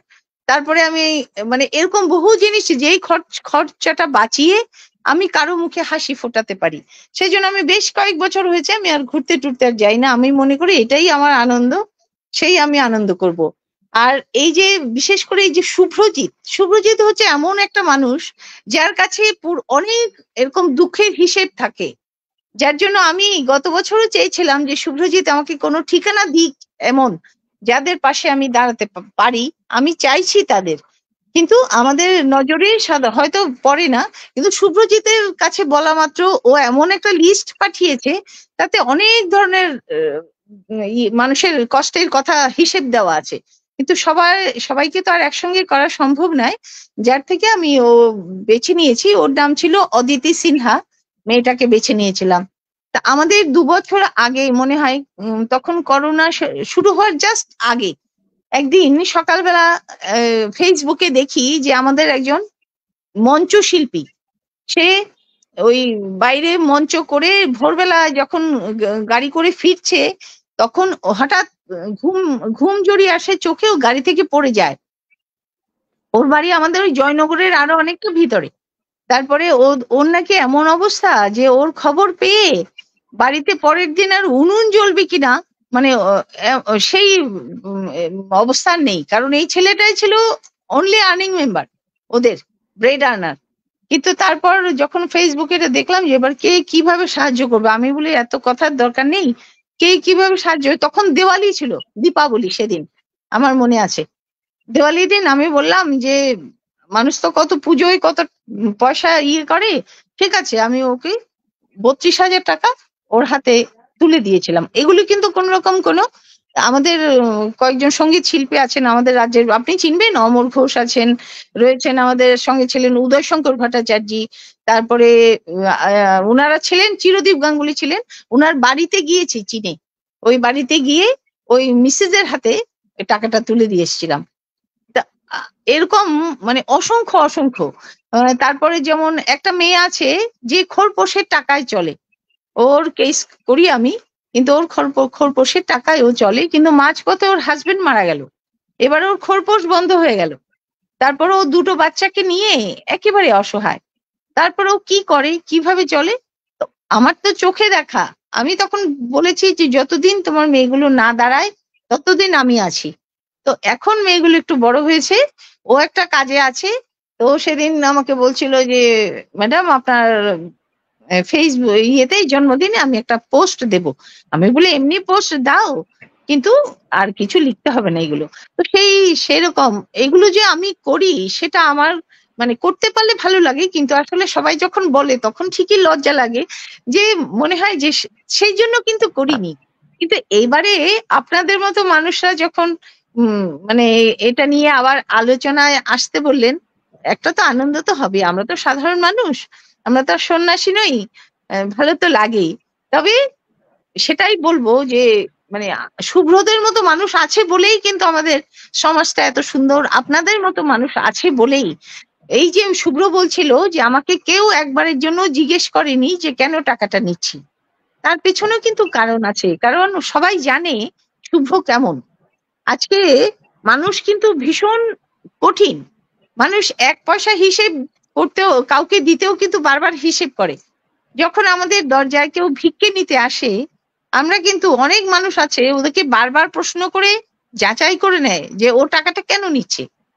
কিন্তু আমার বক্তব্য হচ্ছে, আমরা যখন মনে করেন কোনো কাজ করলাম, আমরা ছোটখাটো বিল নেব, তখন আমরা কি একদম সত্যি কথা লিখি? আমরাও তো সেখানে একটু এদিক সেদিক করি, ছোটখাটো কিছু। তো একটা ভিখারি, ওর কি বা আছে? ও নয় 10 টাকা চাইছে, এত যাচাই করার তো কিছু নেই। সবাই ভালো থাক, আসলে সবাই ভালো থাকলে তবেই তো ভালো লাগে। কেউ কষ্টে আছে সেটা যেন আমার দেখতে না হয়। আর আমি ঠাকুরকে বলি, ভগবানকে বিশ্বাস করি, ভগবানকে বলি যে এমন দিন যেন না আসে যে আমার কাছে কেউ কিছু চাইলো আর আমি ওকে ফিরিয়ে দিলাম, এটা যেন না হয়। আবার যেমন জন্মদিনে এবারে কি হয়েছে, সবাই মিলে গেছে, তো তো অনেকেরই মনে একটা প্রশ্ন থাকবে যে ওনার যদি কিছু দিতে হয় উনি লুকিয়ে দিলেই তো পারে, এত মানে জানিয়ে দেওয়ার দরকার কি? তো আমি ওনাদের জন্য আমি বলবো, যেমন আজকে যে আপনার এই অনুষ্ঠানটা, আমি একদম বিশ্বাস করি যে এই অনুষ্ঠানটা যারাই দেখবেন তারা তো একটু হলেও অনুপ্রেরণা পাবেন, যে যার যতটুকু সাধ্য এই যে অন্যের দুঃখে যে পাশে দাঁড়ানোর, যে আপনি আজকে সকালবেলা বলছিলেন যে তার ওই যে বিয়ের কোন অনুষ্ঠানে 45 লক্ষ টাকা খরচ করেছে। তো এই ধরনের অতিরিক্ত খরচের কিন্তু কোনো হিসেব নেই, প্রচুর অতিরিক্ত খরচ হচ্ছে আজকাল। কিন্তু তখন যদি কেউ একটু করেও, কারো আমার পাশের বাড়ির মেয়েটার কথা আমি ভাবি, তাহলে তাতে কোনো ক্ষতি নেই, বরং মনটা একদম আনন্দে ভরে যায়। যে পুজো কি, আমার কাছে স্বর্গও নেই, নরকও নেই, কিছু নেই। মন যখন ভালো থাকবে, আমি যদি কাউকে একটু আনন্দে দিতে পারি, সেটাই আমার কাছে স্বর্গ। আমরা যখন পুজো করি, আমরা কিন্তু মনে মনে একটা আশা থাকে যে ভগবান আমাকে এই দিয়েছে, বা একটা মানত করি, একটা ফিরে পাওয়ার আশা করি। কিন্তু আমরা যখন কেউ যদি আমার কাছে কাউকে একটু সাহায্য করতে পারি, সেটাতে ফিরে পাওয়ার কোনো কিছু নেই, কিন্তু ওর যে মুখে হাসি, সেটাই আমার আনন্দ, সেটাই আমার ভালো লাগা। তো সেই জন্য এইবারের জন্মদিন ওনাদের জন্যই বলবো এ কথা, যারা এই কথা বলে যে কিছু দিতে গেলে কি আর মিডিয়া ডাকতে হয়। আসলে ব্যাপারটা তা না। জন্মদিনকে কেন বেছে নিই আমি প্রতি বছর, সারা বছর যাই করি না কেন, জন্মদিনটাকে আমি বেছে নিই আসলে সেদিন আমার প্রিয়জন যারা আছে সবাই তাদের সময়টা নষ্ট করে আমার কাছে আসে, আমি বলি সেটাই আমার গিফট। আর এই যে আসে, তখন আমি মনে করি যে জন্মদিনে কেউ বাড়িতে উপাসনা দেয়, কেউ মন্দিরে যায়, কেউ পুজো দেয়। আমি তো কোনো পুজো পার্বণ, আমি কর্মে বিশ্বাসী, তাই আমার যে পুজোর অর্ঘ্য আমি কারোর কাছে তুলে দিই, এটাই আমার ভগবানের পুজোতে লাগে। তো সেই জন্য হ্যাঁ। আর গত বছরও আমি শুভ্রকে খোঁজ করেছিলাম, কিন্তু গত বছর আমি গিয়েছিলাম এখানে বিদ্যা ওয়েলফেয়ার সোসাইটি বলে আছে আমাদের শহরের উপরেই, সেখানে অনেকগুলো বাচ্চা আছে যারা মানে মেন্টালি রিটার্ডেড, যারা বিশেষ ভাবে সক্ষম শিশুরা। ওরা বলল যে আমরা আসলে মানে ওদের বসার জন্য চেয়ার টেবিল সব ভেঙে গেছে, আপনি আমাদের কিছু চেয়ার টেবিল দিতে পারেন। তখন প্রায় 35,000 টাকার মতো ওদেরকে আমি চেয়ার টেবিল কিনে দিয়েছিলাম। তার আগের বছর বৃদ্ধাশ্রমে মায়েদের কাছে গেছিলাম, ওদের কি লাগবে, ওরা বললো যে একটা ওয়াশিং মেশিন হলে ওদের কাপড় চোপড় ধুতে সুবিধা হয়, তখন ওদেরকে ওয়াশিং মেশিন দিয়েছিলাম। তো এখন আমার ভীষণ লজ্জা লাগে যে আমাদের এই শহরে কিন্তু অনেক বড় বড় ধনী লোকেরা আছে, ওরা হয়তো ওনারা ভাববেন যে আমি আর কি বা আমার সামর্থ্য আছে, কিন্তু আমার সামর্থ্য নেই, কিন্তু আমি দিতে চাই, বা আমি কিছু ওদের পাশে দাঁড়াতে চাই, অন্তত একটা হাসি দিয়ে বলতে চাই যে তোমরা ভেবো না, অ্যাটলিস্ট কোনো অসুবিধায় পড়লে আমাকে বলো, হয়তো অর্থ দিতে পারবো না, কিন্তু পাশে তো থাকতে পারবো, মানে সেটুকুই চাই। আর তার জন্য অনেকের অকারণ ভালোবাসা পাই। আর আরেকটা কথা বলতে চাই, দেখুন অনেকে যারা বলে যে জন্মদিনে দিয়ে হয়তো প্রচার চাই, আমার ব্যাপারটা তা নয়। আমার কর্মক্ষেত্রে যে কোনো লোক গিয়ে যদি একবার জিজ্ঞেস করে যে আমি আমার প্রফেশনে মানে কেমন মানুষকে কি সাহায্য করি কি করি না, ওরা যে উত্তরটা দেবে আশা করি এমন কোনো লোক নেই আমার যাকে সাহায্য করতে হয়, যে আমার নজরে এসছে আমি কোনো দিন তাকে খালি হাতে ফিরতে দিই না। শুধু এই কারণেই যে ভগবান আজকে আমাকে যেটুকু দিয়েছে সেটুকু কেড়ে নিতে একদম সময় লাগবে না। তাই আমাদের জীবনটা বড় ছোট, খুব কম সময়ে প্রতিটা দিন বেরোচ্ছে মানে কিন্তু একটা ভালো সময় কেটে যাচ্ছে। সেটাই আমার প্রার্থনা ভগবানের কাছে, যেন মানে একটা অ্যাটলিস্ট একটা আত্মতৃপ্তি থাকে যে কিছু করতে পারি আর না পারি, মানুষের পাশে মানে দাঁড়াতে তো পারি, শুভ্র যেভাবে মানে শুভ্রকে সবাই এক ডাকে চেনে, সুতরাং শুভ্রর অ্যাকাউন্টে টাকা গেলে এমন কোনো লোক নেই যে শুভ্রকে জিজ্ঞেস করবে যে তুমি মানে কে কোথায় দেবে টাকাটা, কারণ শুভ্র কি করে, কিভাবে মানুষের পাশে দাঁড়ায়, সেই চিত্র সবার জানা আছে। সেই জন্য শুভ্রজিৎ সত্যি আমাদের গর্ব। আর আপনাদের সবার সঙ্গে পরিচিত হলাম, সেটা মানে ভীষণ আবারও অনুপ্রাণিত হলাম যে মানুষের পাশে মানুষকেই দাঁড়াতে হয়, আর কে দাঁড়াবে বলুন। একদম একদম, অনেক ধন্যবাদ, অনেক ধন্যবাদ অর্পিতাদি। আপনি শুধু আমাদের সঙ্গে পরিচিত হলেন সেটি যেমন আপনার তরফ থেকে বলে, আমরাও কিন্তু বাংলাদেশের আমি কিংবা বেশর আশরাফ, সাংবাদিক সাংবাদিক জহির রায়হান, এই চারজন মানুষই কিন্তু আপনার সঙ্গে আজকে প্রথম পরিচিত একদম একদম একদম আপনাদের পেলাম, সেটা আমারও সৌভাগ্য। আমরা কিন্তু আগরতলার প্রায় আসা যাওয়া করি, এবং এই যে আগরতলায় গিয়ে আমরা যখন কোনো ঝামেলায় পড়ি, বিপদে পড়ি, শুভ্রকে যখন আমরা ফোন করে বলি ভাই শুভ্র ভাই তুমি একটু আসো আমাদের কাছে, এখন কিন্তু আমরা আরেকটু জোর পেলাম। জহির রায়হান তো চিকিৎসা করতে গেলেন আগরতলা গিয়ে, কিন্তু এখন প্রথম ফোনটাই করতে গিয়ে দেবে যে দিদি আমি কিন্তু আপনার শহরে। কোনো ঝামেলায় পড়লে, কোন কেসে পড়লে এখন পুষ্পিতা চক্রবর্তী কিন্তু আমাদের একজন ত্রাণকর্তা হিসেবে আপনি আসবেন। আপনার সঙ্গে পরিচিত হতে পেরে, আপনার কথাগুলো শুনতে পেরে এবং বিশেষ করে শোনাতে পেরে আমরা কিন্তু অত্যন্ত উৎসাহিত। আমরা একটু ব্যারিস্টার আশরাফ ঢাকায়, যিনি বাংলাদেশ সুপ্রিম কোর্ট, বাংলাদেশের সর্বোচ্চ আদালতে কাজ করেন, তার বক্তব্য আমরা শুনবো। যেহেতু আপনি একজন আইনজীবী, তিনি নিজেও একজন আইনজীবী, একজন আইনজীবী যদি তার জন্মদিনে এরকম ঘটনা ঘটাতে পারেন, আমরা জানি ব্যারিস্টার আশরাফেরও বেশ কিছু ঘটনা আছে যেগুলো হয়তো তাকে নিয়েও আমরা বহুবার অনুষ্ঠান করেছি, এবং তিনিও কিন্তু নানা সময় নানাভাবে সমাজের নানা কাজে কিন্তু নিজেকে বিলিয়ে দিচ্ছেন, সেটি প্রত্যক্ষ পরোক্ষ ভাবে। এবং কথায় কথা আসে, আজকের অনুষ্ঠানে হয়তো বলতেই হয় যেহেতু সুযোগ ঘটেছে। আমি সাম্প্রতিককালে একটি মেয়ের বাচ্চার বিয়ে, তার মেয়ের বিয়ে হবে, তার হাজবেন্ড মারা যায় যখন এই মেয়েটি তার পেটে 3 মাসের ছিল। সেই মেয়েটির বিয়ের জন্য আমার কাছে মেয়েটি সহযোগিতা চাইলেন, এবং দাদা আপনি তো অনেক কি সাহায্য করেন, আপনি নিজে করেন না কিন্তু কাউকে দিয়ে করান, আমার মেয়েটির বিয়ের ব্যাপারে আপনি সহযোগিতা করেন। তো সেখানে কিন্তু আমি কয়েকজন মানুষকে বলেছিলাম যে মেয়েটিকে যে বিয়ে দেবে সেই মেয়েটি কিন্তু আসলে তার 3 মাসে পেটে ছিল, এরপরে মেয়েটি গেছে কলেজ সেকেন্ড ইয়ারে পড়ে, ইন্টার সেকেন্ড ইয়ারে পড়ে মেয়েটির বিয়ে দিবে, তোমরা যদি পারো কিংবা আপনারা যদি পারেন একটু হেল্প করেন। তারাও কিন্তু আমার দিকে তাকিয়ে 85,000 টাকা মেয়েটির হাতে তুলে দিয়েছিলেন, নাম্বার 1।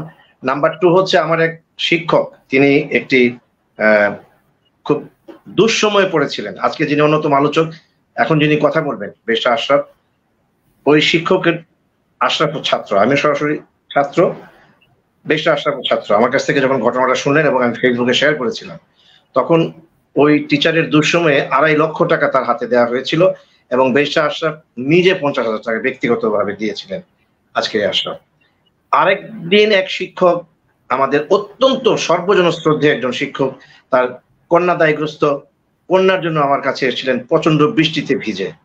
বৃষ্টির মধ্যে আমি একজনকে ফোন করেছিলাম, কোন একজন জনপ্রতিনিধিকে, যে আমার এক শিক্ষক তার মেয়েকে বিয়ে দিতে পারছেন, আপনি কি একটু হেল্প করবেন, আপনাদের বিধায়ক, আমাদের মেম্বার অফ পার্লামেন্ট।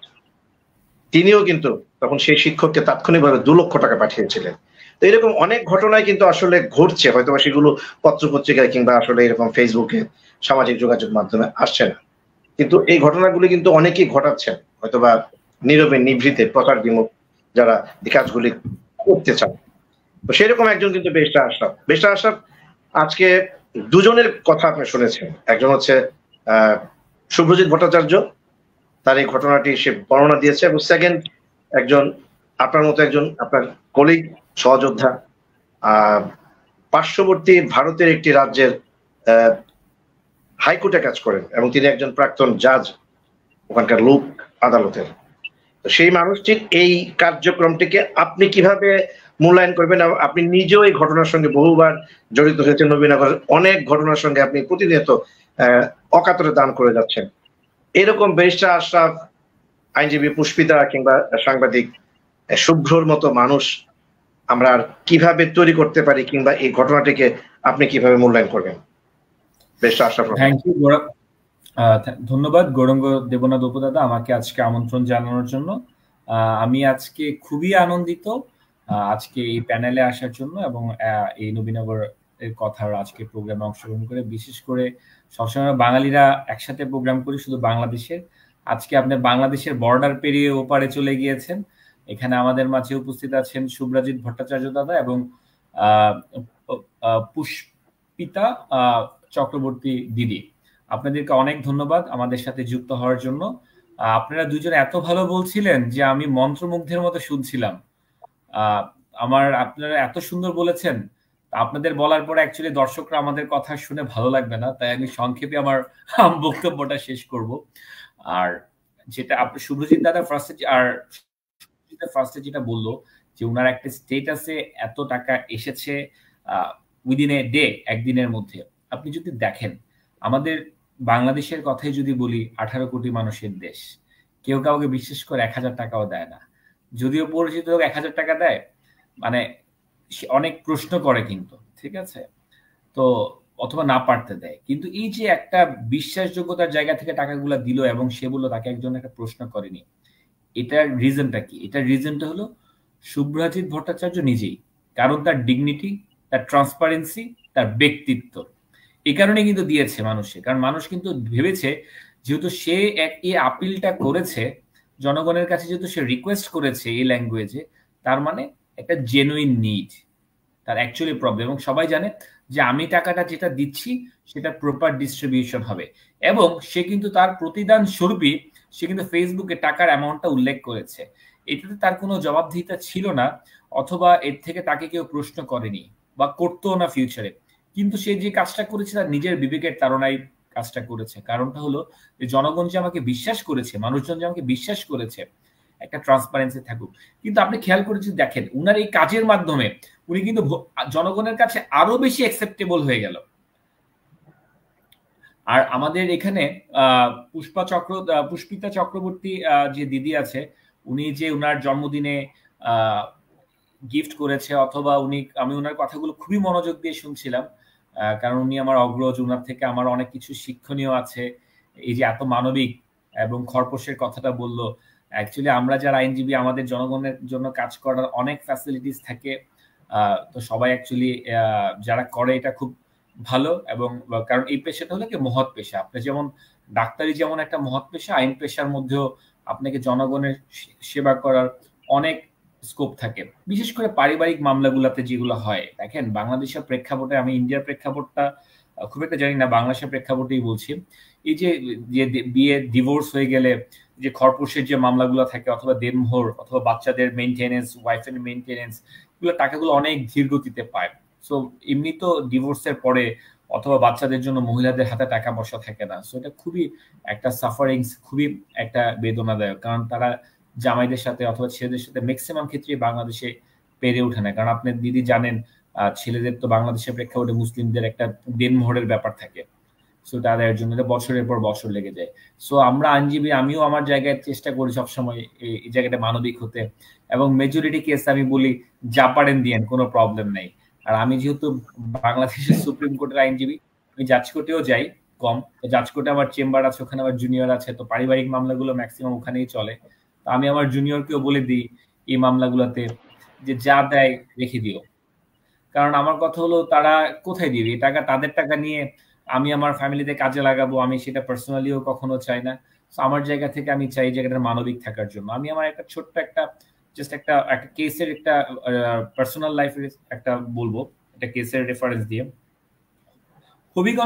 হবিগঞ্জ চুনুরাঘাট থেকে একটা লয়ার আমাকে, হবিগঞ্জ কোর্টে একটা লয়ার আমাকে মামলা পাঠিয়েছিল, একটা পর্নোগ্রাফি আইনের মামলা। তো মামলাতে আমি জামিন করাই আমি হাইকোর্ট ডিভিশন থেকে। হাইকোর্ট ডিভিশনে জামিন করার পরে রাষ্ট্রপক্ষ এটাকে স্টে করে দেয় সুপ্রিম কোর্টে। তখন সে লয়ার মামলাটা ছেড়ে দেয়, ক্লায়েন্টকে বলে তুমি আর কোত্থেকে টাকা পাবা, তুমি ওই উকিল সাহেবের সাথে সরাসরি কথা বলো, দেখো কিছু নিয়ে ব্যবস্থা করতে পারো। তা আমি তো জানতাম না, আমি তো ওই ক্লায়েন্টকে কখনোই দেখি না, ম্যাক্সিমাম টাইম আমাদের কাছে লয়াররাই মামলা পাঠায়। সো তখন ক্লায়েন্ট আমাকে ফোন দিল, বললো স্যার অনেক যে লয়ার বললো কি ভাই অনেক গরিব মানুষ, একটু পারলে কম টাকায় করে দিয়েন। তা আমি পরে তার বিস্তারিত শুনলাম, সে একজন ভিক্ষুক, হাইকোর্টের একটা মামলা স্টে হয়ে গেছে, সুপ্রিম কোর্টে যাইতে আমাদের চেম্বার কোর্টে যাব, ওখান থেকে সুপ্রিম কোর্টে ভ্যাকেটিং দিব, পেপারের কস্টই আছে 50,000 টাকা। ওই টাকা উনি কোত্থেকে দিব? উনি বলে কি ভাবছেন আমি লোন টোন কইরা হাওলাত মাওলাত করে 10,000 টাকা ম্যানেজ করে আপনাদের দেই? আমি চিন্তা করে দেখলাম যে 10,000 টাকা নিয়ে আমার কি হবে।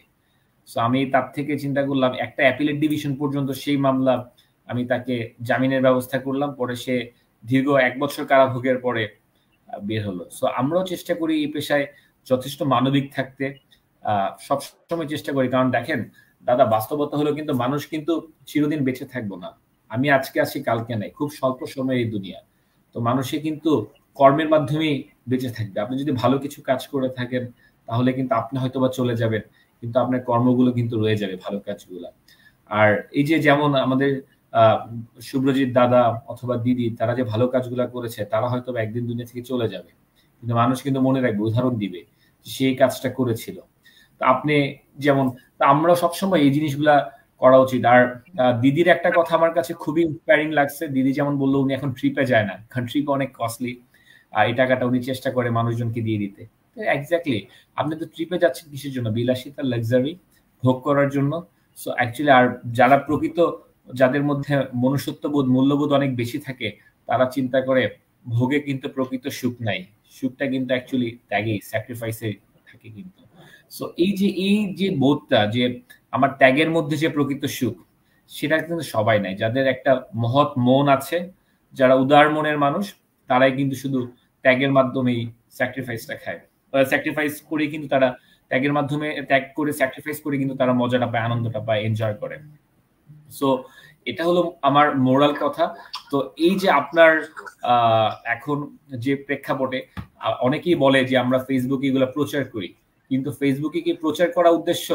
ফেসবুকে কিন্তু এগুলা প্রচারের চেয়ে আজকে এই টকশোর মাধ্যমে আপনি একটা ভালো কাজকে তুলে ধরছেন, এতে করে হবে কি, শুভ্রজিৎ ভট্টাচার্য দাদা অনেক বেশি নিজে মোটিভেটেড হবে, আমাদের দিদি অফকোর্স মোটিভেটেড, আরো মোটিভেটেড হবে, এবং আমাদের এই টকশোটা দেখে আরো 8-10 জন সমাজের মোটিভেটেড হতে পারে। এবার এটা লাইভ রেকর্ডেড, আমি আশা করি এটা হাজার হাজার ভিউজ হবে।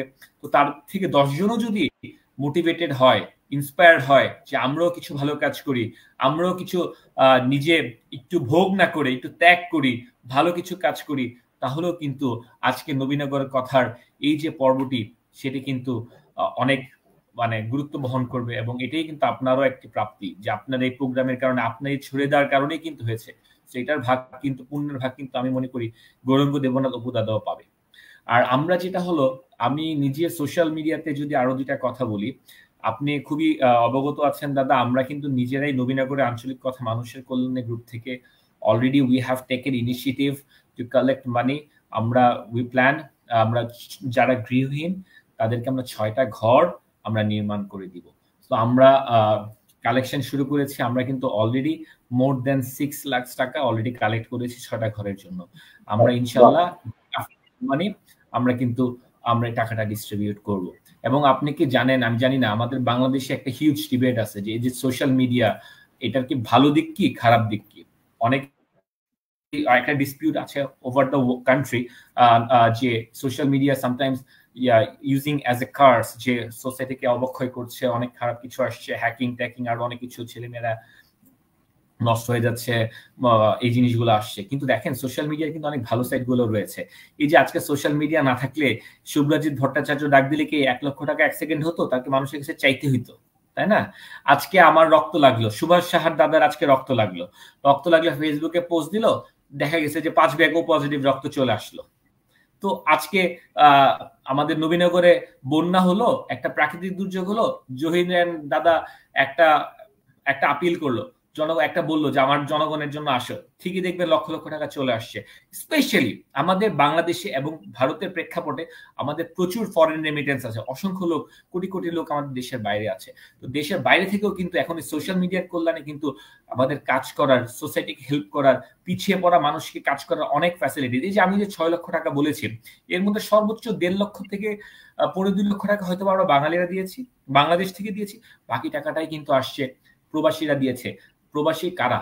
যারা কষ্ট করে, পায়ের ঘাম মাথায় ফেলে যারা কষ্টটা করছে, রক্তটাকে পানি করে যারা কষ্ট করে উপার্জন করছে, সে টাকা থেকে তারা দিচ্ছে।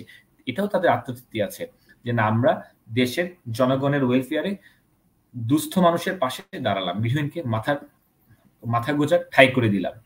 দেখেন, মানুষ আপনাকে টাকা দিবে কখন? এই যে আমাদেরকে টাকাগুলো দিয়েছে, আপনারা জানেন আমাদের অনেকে 50 টাকাও দেয়, 100 টাকাও দেয়। আমাদের কিন্তু এটা নোট করা, আপনি আমাদের গ্রুপে গেলে প্রথমেই পাবেন যে 100 টাকা পোস্টেড। তো এইভাবে কিন্তু আমরা এ পর্যন্ত মোর দেন 50 লাখ টাকা কিন্তু আমরা দিয়েছি। বরং কিন্তু আপনি নিজেও 1-2টা প্রোগ্রামে ইনভাইটেড ছিলেন আই থিঙ্ক, ঠিক আছে? আমরা অসংখ্য দিয়েছি, আমরা চেষ্টা করি। আমি এমন অনেক গ্রুপের সাথে কানেক্টেড। সো ভালো কাজ করলে আপনার নিজের যদি গ্রহণযোগ্যতা থাকে তাহলে আপনাকে জনগণ দিবে। আমি বিশ্বাস করি নবীনগরের মধ্যে যদি গৌরাঙ্গ দেবনাথ অপু দাদা বা জহিরান দাদা অত্যন্ত সজ্জন ব্যক্তিত্ব, আপনারা যদি যে কোনো কাজে বলেন অসংখ্য মানুষ এগিয়ে আসবে। এবং আমাদের সবচেয়ে বড় প্রবলেমটা হয়ে গেছে কি, আমাদের চক্ষু লজ্জার ব্যাপারটা। আমরা মনে করি টাকা চাইলে মানুষ কি মনে করবে, এটা বাস্তব। এই জন্য হয়তো আমরা আগে আসতে পারি না। বাট ভালো কাজের জন্য লজ্জা শরমে কিছু নাই। ভালো কাজ মানুষকে আরো মহৎ করে তোলে। আর দেখেন, আমি মুসলিম, সো মুসলিম হিসেবে আমি একটা কথা বলবো, আমাদের ইসলাম ধর্ম মহানবী সাল্লাল্লাহু আলাইহি ওয়াসাল্লাম, সে সবচেয়ে শ্রেষ্ঠ মানব, তাকেও কিন্তু 100% লোক ভালো বলতো না। তারও কিন্তু অনেক শত্রু ছিল, তাকেও অনেক ক্রিটিক করতো। সো কিন্তু উনি কিন্তু আমাদের মুসলিম বিশ্বে উনি সবচেয়ে ভালো মানুষ হিসাবে, মহামানব হিসাবে আমরা জানি। তো আপনার 1-2 জন সমালোচনা করতেই পারে, তো আমাদের মহানবী সাল্লাল্লাহু আলাইহি ওয়াসাল্লামকে নিয়ে করেছিল, কটূক্তি করেছিল। সো আপনি আপনার আপন দৃষ্টিতে এগিয়ে যেতে হবে, সত্য ন্যায়ের পথে থেকে এগিয়ে যেতে হবে। 1-2 জন মানুষ যা কিছুই বলুক সেটা আপনারা বাদ দিয়ে আমরা যদি আগায় যেতে পারি তাহলেই দেখবেন, এবং সৎ এবং নিষ্ঠার সাথে থাকতে পারি, এবং transparent, it's very important, transparency থাকতে পারি, দেখবেন অনেক ভালো কিছু করা সম্ভব। অনেক ধন্যবাদ আশরাফুর রহমান। আমরা আসলেই আজকের আলোচনাটা আমি জানি না যারা এখন পর্যন্ত যুক্ত হননি, আপনারা যদি কালকে থেকে যে রেকর্ডে দেখেন, আমার মনে হয় বেশ আশরাফ সত্যি বলেছেন যে এই অনুষ্ঠানটি অনেকের জন্য অনুকরণীয় হতে পারে, এবং হয়তোবা শুভ্রজিৎ, হয়তোবা পুষ্পিতা চক্রবর্তী বা বেশ আশরাফ রহমান, তারা যেভাবে সামাজিক কর্মযজ্ঞের মধ্য দিয়ে এই মানবিক কাজগুলো করে যাচ্ছেন, আপনারা অনুপ্রাণিত হতে পারেন এবং আপনারা নিজেরাও হয়তোবা এই তালিকায় চলে আসতে পারেন। এবং আমরা কিন্তু একটি কথা বলবো, দেখেন আমাদের একটা মানুষের লাইফ চেঞ্জের জন্য কিন্তু একটা মোটিভেশনই যথেষ্ট। আপনি দেখবেন ডক্টর ইউনূস বা আরো বড় বড় ব্যক্তিত্ব যারা আছে, তারা কিন্তু শুধু লেকচার দিয়ে মোটিভেশনাল স্পিচ দিয়ে কিন্তু ওরা কোটি টাকা ইনকাম করছে, বিভিন্ন দেশে তাদেরকে নিয়ে যাচ্ছে।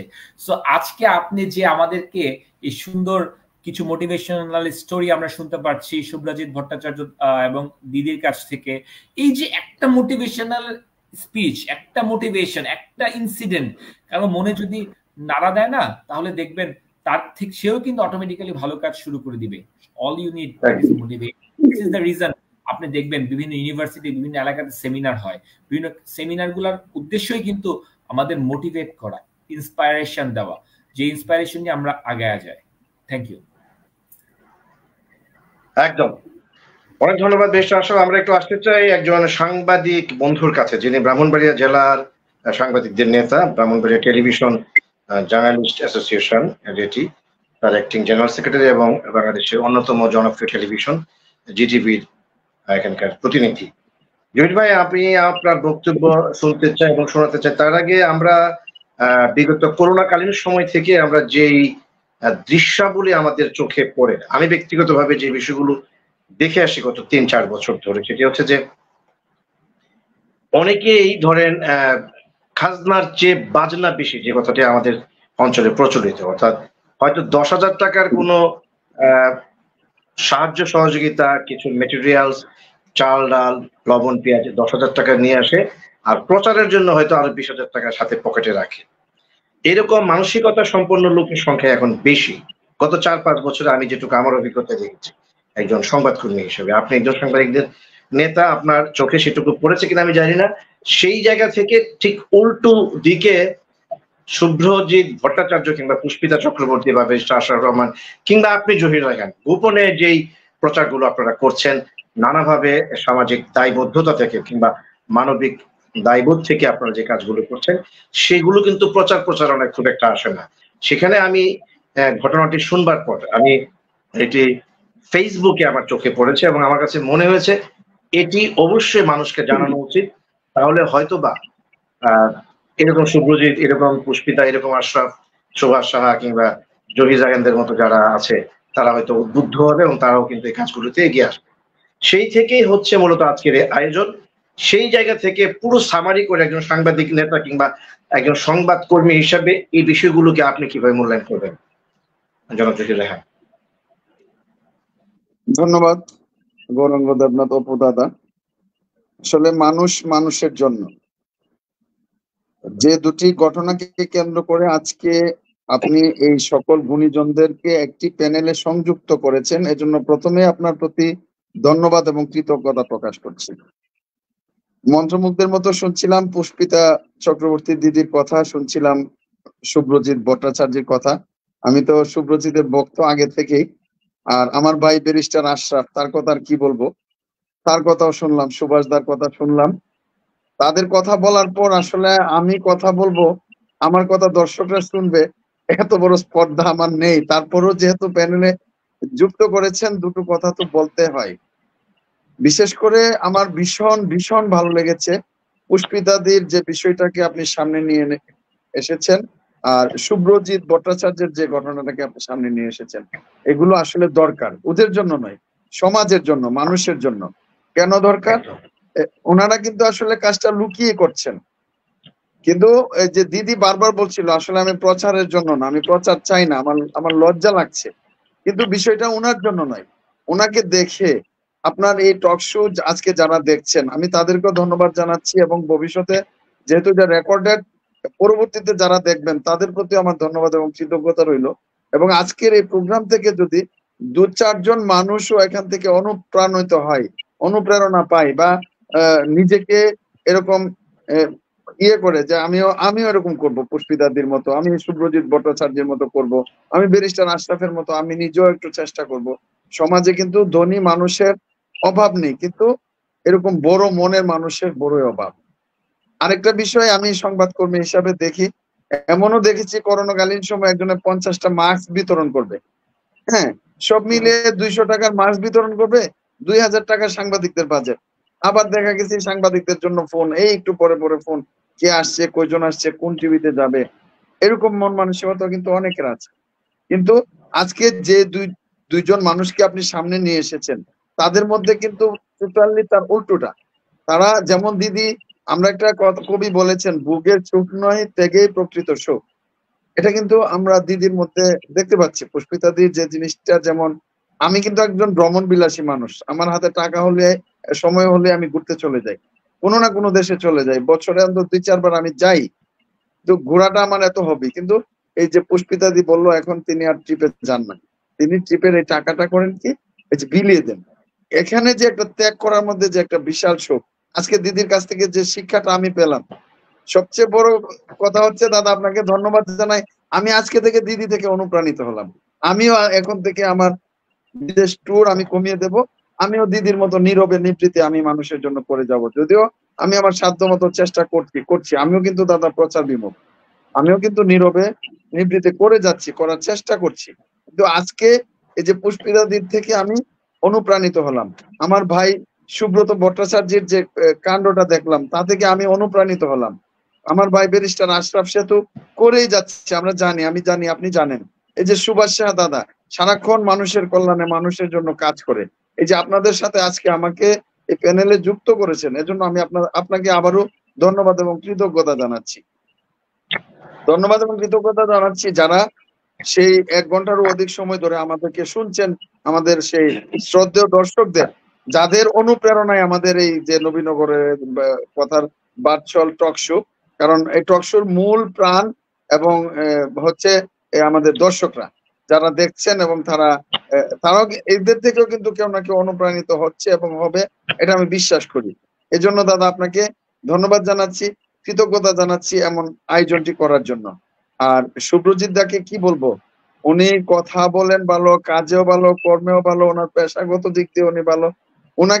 আমি ওনার কাছ থেকে অনুপ্রেরণা নিয়ে আমিও এগিয়ে যেতে চাই আমাদের পুষ্পিতা চক্রবর্তী দিদির কাছ থেকে অনুপ্রেরণা নিয়ে। আর পাশাপাশি আপনি এই যে আপনার পিছনে এত লাগে মানুষ, এত শত্রুতা লাগে, এত কথা বলে, এত কিছু করে, তারপর আপনি কিন্তু থেমে নেই, আজকের যে যাকে নিয়ে আয়োজন, শুভ্রজিৎ ভট্টাচার্য দাদার সাথে আমার প্রথম পরিচয় হয়েছিল। আপনি নবীনগর আসার পথে একটা চেনা জানাহীন একটা অসহায় পরিবারের একটা শিশুর পাশে দাঁড়িয়েছিলেন, সদ্য জন্ম নেওয়া একটা শিশুর পাশে। সেই ঘটনাটিকে নিয়ে একটি টকশো হয়েছিল, আর সম্ভবত ওই টকশোতে শুভ্রজিতের সাথে আমার প্রথম পরিচয়। সেই থেকে কিন্তু আমি শুভ্রজিৎ দার একজন ফ্যান হয়ে গেলাম, তার কথার ফ্যান, তার আচরণ, তার কথাবার্তার যে বাচন ভঙ্গি, প্রত্যেকটা জিনিস আমার ভালো লাগে। সব মিলিয়ে আজকের আয়োজনটা অসাধারণ হয়েছে দাদা। এরকম আয়োজন আপনি বারবার করবেন। আর আজকে আমি বলবো না, শুনবো। আরো যারা আছে প্যানেলে সবাই আমার চেয়ে বিজ্ঞ, সবাই আমার চেয়ে ভালো বলে, তাই আমি বিদায় নিলাম। আমি শুনবো তাদের কাছ থেকে। ধন্যবাদ সবাইকে। অনেক ধন্যবাদ। সাংবাদিক নেতারা একটু কমই বলেন, আসলে আমরা যারা নেতাদের অধীনস্থ হিসেবে কাজ করি আমাদের বলার আসলে ভারটা একটু বেশি থাকে, আমরা বেশি বেশি বলি, আপনারা সেটিকে থামিয়ে দেন কিংবা কমিয়ে দেন কিংবা বাড়িয়ে দেওয়ার চেষ্টা করেন। সে অর্থে আপনার কম বলার মধ্য দিয়েও কিন্তু আপনি অনেক কিছু ইঙ্গিত দিয়েছেন, অনেকের প্রশংসা করেছেন এবং যে প্রশংসাগুলো একেবারে করাটা খুবই যৌক্তিক ছিল। আমরা একটু অনুষ্ঠানটা শেষ করবার আগে সামারি করে সবার কাছ থেকে 1 মিনিট করে শুনতে চাই আবারও যে পুরো অনুষ্ঠানটিকে কেন্দ্র করে যদি নতুন করে কিছু বলার থাকে, সুভাষ সাহা 1 মিনিটে শেষ করবেন, নতুন করে কিছু যোগ করবার আছে কিনা। সিনিয়র সাংবাদিক সুভাষ সাহা। না এবং হা, এই দুটি শব্দ আমাদের শুভ্রজিৎ কখনো না বলতে শিখেছে আমার মনে হয় না। তুমি যখন ডাকো শুভ্র হা বলে, আমি কিন্তু সবসময় তোমাকে হা বলতে পারি না। এটা শুভ্রজিতের একটা বিশেষ গুণ। কাজে সবাই শুভ্রজিৎ হতে পারবেন না, সবাই আমাদের কি বলে যেন পুষ্পিতা দিদি হতে পারবেন না। হ্যাঁ, সেটাই যেমন সত্য। আমি আজকে একটু মিথ্যা কথা বলেছিলাম গৌরাঙ্গর কাছে, পরে লোভটা সামলাতে পারিনি। আসলে অনেকদিন যাবৎ হারমোনিয়াম নিয়ে বসি না। তুমি যখন আমাকে ফোন দিয়েছো তখন আমি গলাটাকে একটু চেঁচাচ্ছিলাম, একটু দেখি ফর্মে আনা যায় কিনা। হ্যাঁ, তারপরে আমি ভাবলাম আমি মিথ্যা কথাটা বললাম শুধু এটুকুর জন্যে। আমি তখন আবার ব্যাক করলাম, এসে দেখলাম এই মুখগুলো, তারপর তো লোভ সামলাতে পারা যায় না, তাই না? তো আমাকে ডাকছে বারবার যে তুমি খাবার কখন, আমি কিন্তু তোমার খাবার রাখো, এত সুন্দর মানুষগুলোকে আমি রেখে যাই কি করে। হ্যাঁ, শুভ্রজিৎ, পুষ্পিতা দিন আমার কাছে আজকে নবাগতা, এবং এই নব পরিচয়, নতুন পরিচয়, ওনার যে সেই প্রতিমা দর্শন পেলাম, সেটি তো নিঃসন্দেহে আমাকে ঋদ্ধ করেছে।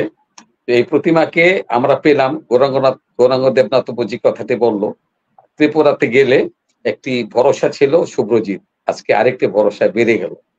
তো আর বেশি কিছু বলবো না, এভাবেই আমরা, তবে মিথ্যার আশ্রয় যেন না নিতে হয়, আমি যেন না বলতে না পারি, মিথ্যার আশ্রয় নিতে না পারি, শুভ্রজিতের কাছ থেকে যেন আমরা আরো কিছু শিখি।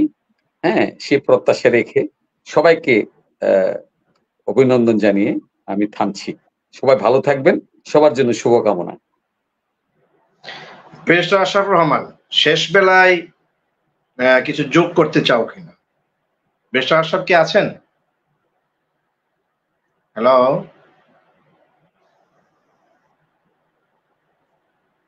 ব্যারিস্টার আশরাফ কি আছেন? হ্যালো,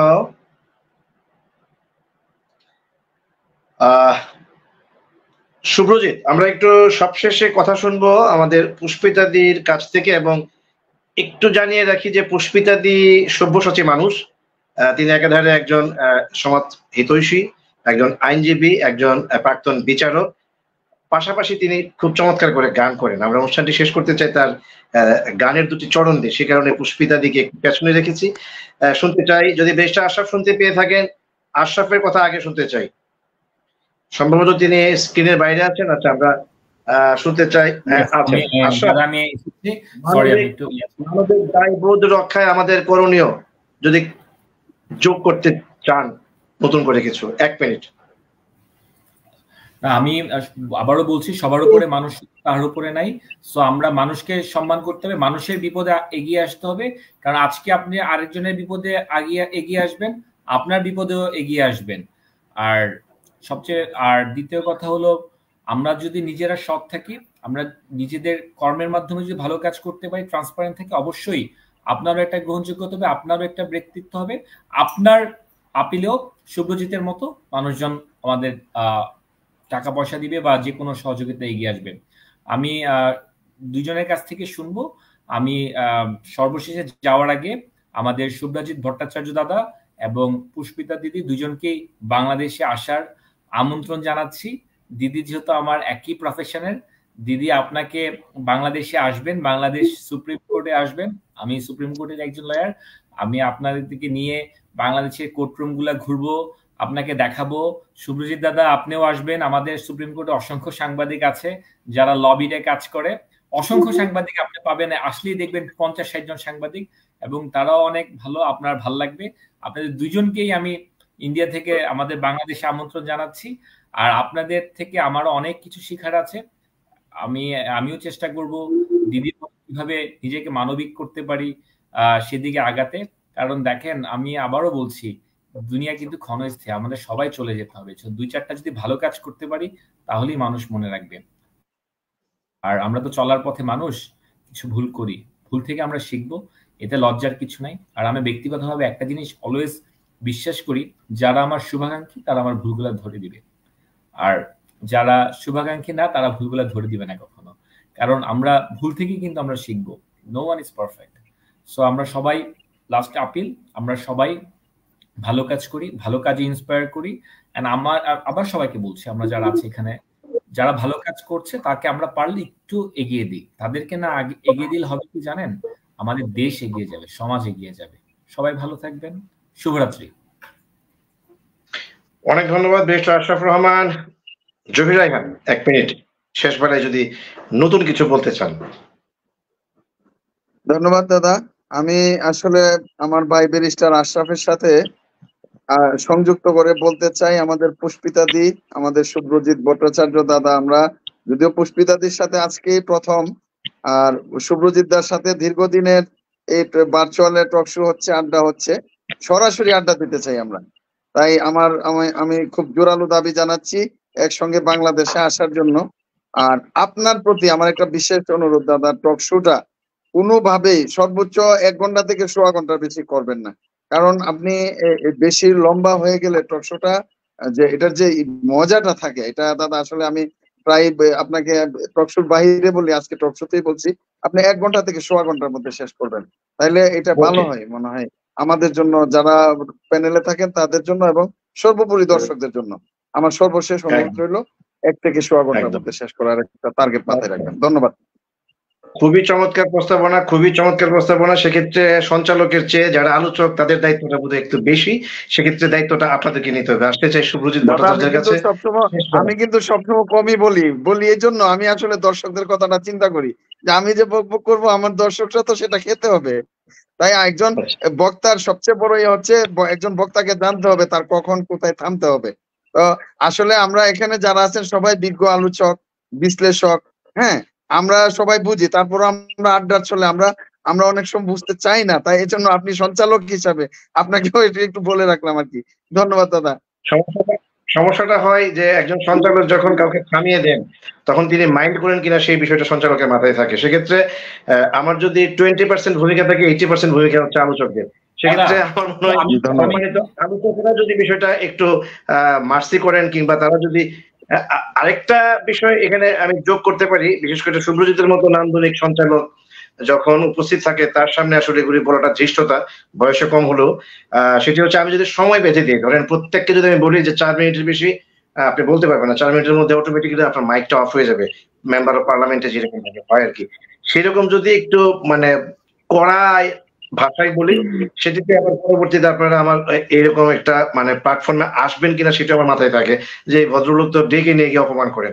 সেই কারণে আমার মনে হয় 1 ঘন্টার মধ্যে অনুষ্ঠানটি শেষ করা উচিত, সেটা আমিও যেরকম ভাবি আপনারাও ভাবেন।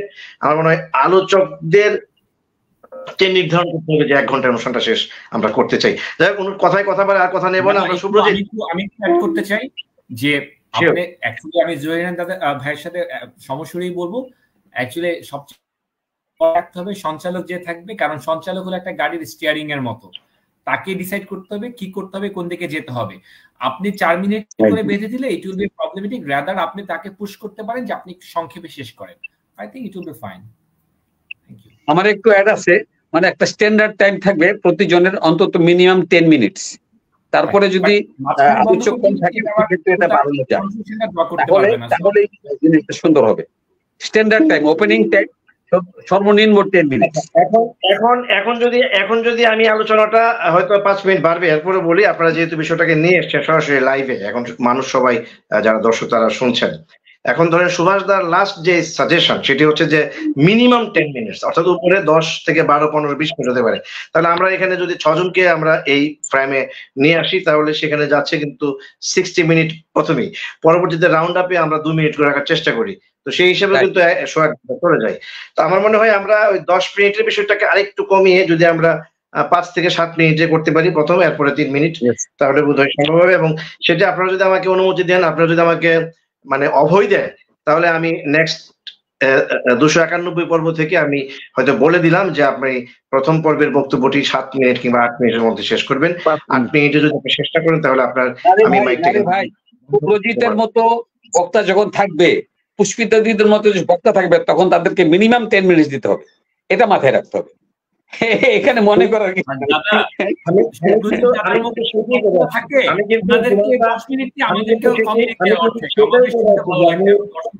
শুভ্রজিতের কোনো 10 মিনিট এনাফ, শুভ্রজিৎকে দিতে হবে 15-20 মিনিট, কারণ তার প্রচুর ফ্যান আছে নবীনগরের কথা, অসংখ্য মানুষ তার বক্তব্য শুনে। এখন কখন শুভ্রজিৎ 20 মিনিট কিল করে ফেলেন সেটা কিন্তু আমি সঞ্চালক হিসেবে আসলে টের পাই না। তো যাই হোক, এই আলোচনাটি আমরা কোনো একদিন করবো। শুভ্রজিৎ, শেষ বেলায় মানবিক দায়বোধ রক্ষায় আমাদের আর কোনো করণীয় আছে কিনা, মানে আমরা শুভ্রজিৎ হয়ে উঠতে পারি কিনা? আমি কি সেকেন্ড পাবো না? 2 মিনিট। তোমার জন্য কোনো নির্ধারিত সময় নেই, তোমার জন্য নির্ধারিত নেই, অবারিত। না, আমার শুধু বলার উপর আসলে এই টক শোতে এবং পুষ্পিতার নাম দুটো অনেকবার উচ্চারিত হচ্ছে।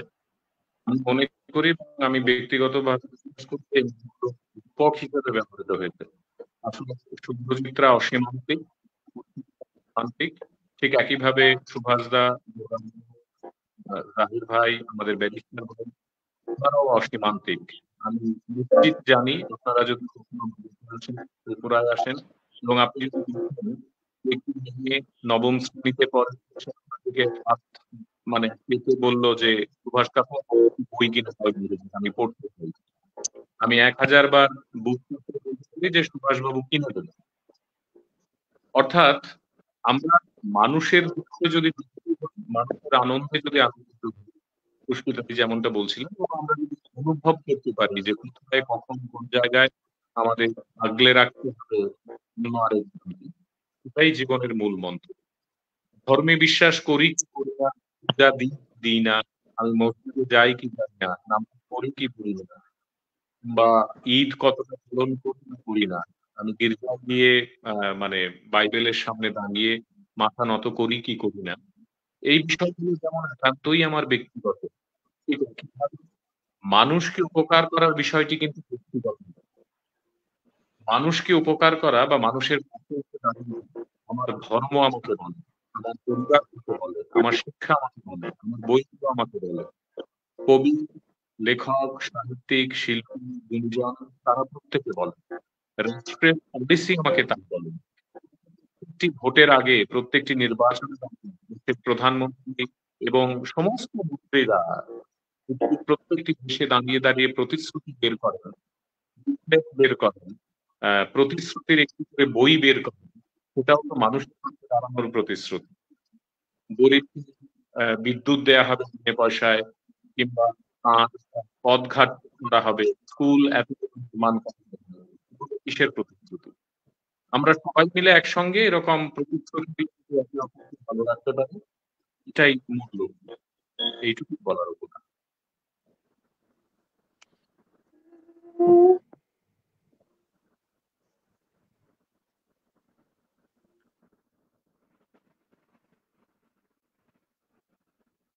হ্যাঁ, গৌরাঙ্গদা, দিদিরে দেন এবার।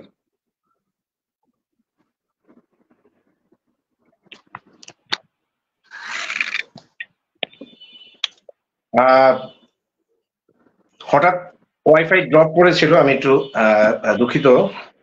আসতে চাই আজকের অনুষ্ঠানের শেষ বক্তা পুষ্পিতা চক্রবর্তী।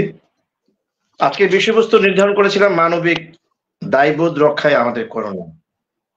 কি করণীয় আমাদের আছে শেষ বেলায় যদি ছোট্ট করে বলে, যেটি আমি সবাইকে বলে কিছুটা অনেকের মধ্যে একটি প্রাণ চাঞ্চল্য সৃষ্টি করেছে, সেটা হচ্ছে শেষ বেলায় আপনি দুলাইন গান করবেন। আপনার কথা বলে আপনার মানে গানের মধ্য দিয়ে আজকে অনুষ্ঠানে শেষ করতে চাই আর কি। তার আগে যদি সামারি করে আপনার শেষ বেলায় আজকের বিষয়বস্তুর আলোকে আপনার সমাপনী বক্তব্য রাখেন, পুষ্পিতা চক্রবর্তী। এবার শোনা যাচ্ছে আমাকে? একদম একদম পরিষ্কার। আচ্ছা, না শুধু আজকের আলোচনায় সত্যি ঋদ্ধ হলাম যে এই ধরনের আলোচনাতেও এতক্ষণ মানে বসে শুনছিলাম মন্ত্রমুগ্ধের মতো আপনাদের কাছ থেকে, ভীষণ অনুপ্রাণিত হলাম। এবং যেটা আমি বিশ্বাস করি যে কাউকে হয়তো কারো উপকার করতে না পারি, অন্তত কারো পাশে গিয়ে খালি হাতে দাঁড়িয়েও যেন মানে সাহস দিতে পারি, সেটুকু যদি আমরা সবাই ভাবি তাহলে আমাদের সমাজ, আমাদের পাশের মানুষগুলো সবাই সুন্দর থাকবে, আর কারোর যেন কষ্টের কারণ না হই, সেটাই প্রার্থনা আমার। আর আমার আজকের যে অনুভব সেটা আমি শুধু 2 লাইনে গানের মধ্যে দিয়ে বলছি যে সত্যি আমি আজ এক নতুন সূর্য ওঠা দেখলাম। আলো আর আলো দিয়ে তোমার খুশি তিনি প্রেম নতুন করে জানলাম, মনে হয় আজ আমি হাজার সূর্য ওঠা দেখলাম, মনে হয় আজ আমি হাজার সূর্য ওঠা দেখলাম। বাহ বাহ, চমৎকার। সবাই ভালো থাকবেন, শুভরাত্রি। প্রিয় দর্শক, আপনারা দেখছিলেন আজকে অনুষ্ঠানের শেষ বেলায় যে অসাধারণ সুললিত কণ্ঠে মাত্র 2টো লাইন দিয়ে আমরা যারা সংস্কৃতি অনুরাগী মানুষ, আমাদের হৃদয়টুকু ভরিয়ে দিলেন। যে মানুষটি শেষ বেলায় তার সঙ্গে সকলে মিলে সমস্বরে বলতে চাই, মনে হয় আজ আমি হাজারটা সূর্য ওঠা দেখলাম। ভালো থাকবেন, সুস্থ থাকবেন, অবশ্যই নিরাপদে থাকবেন। শুভরাত্রি।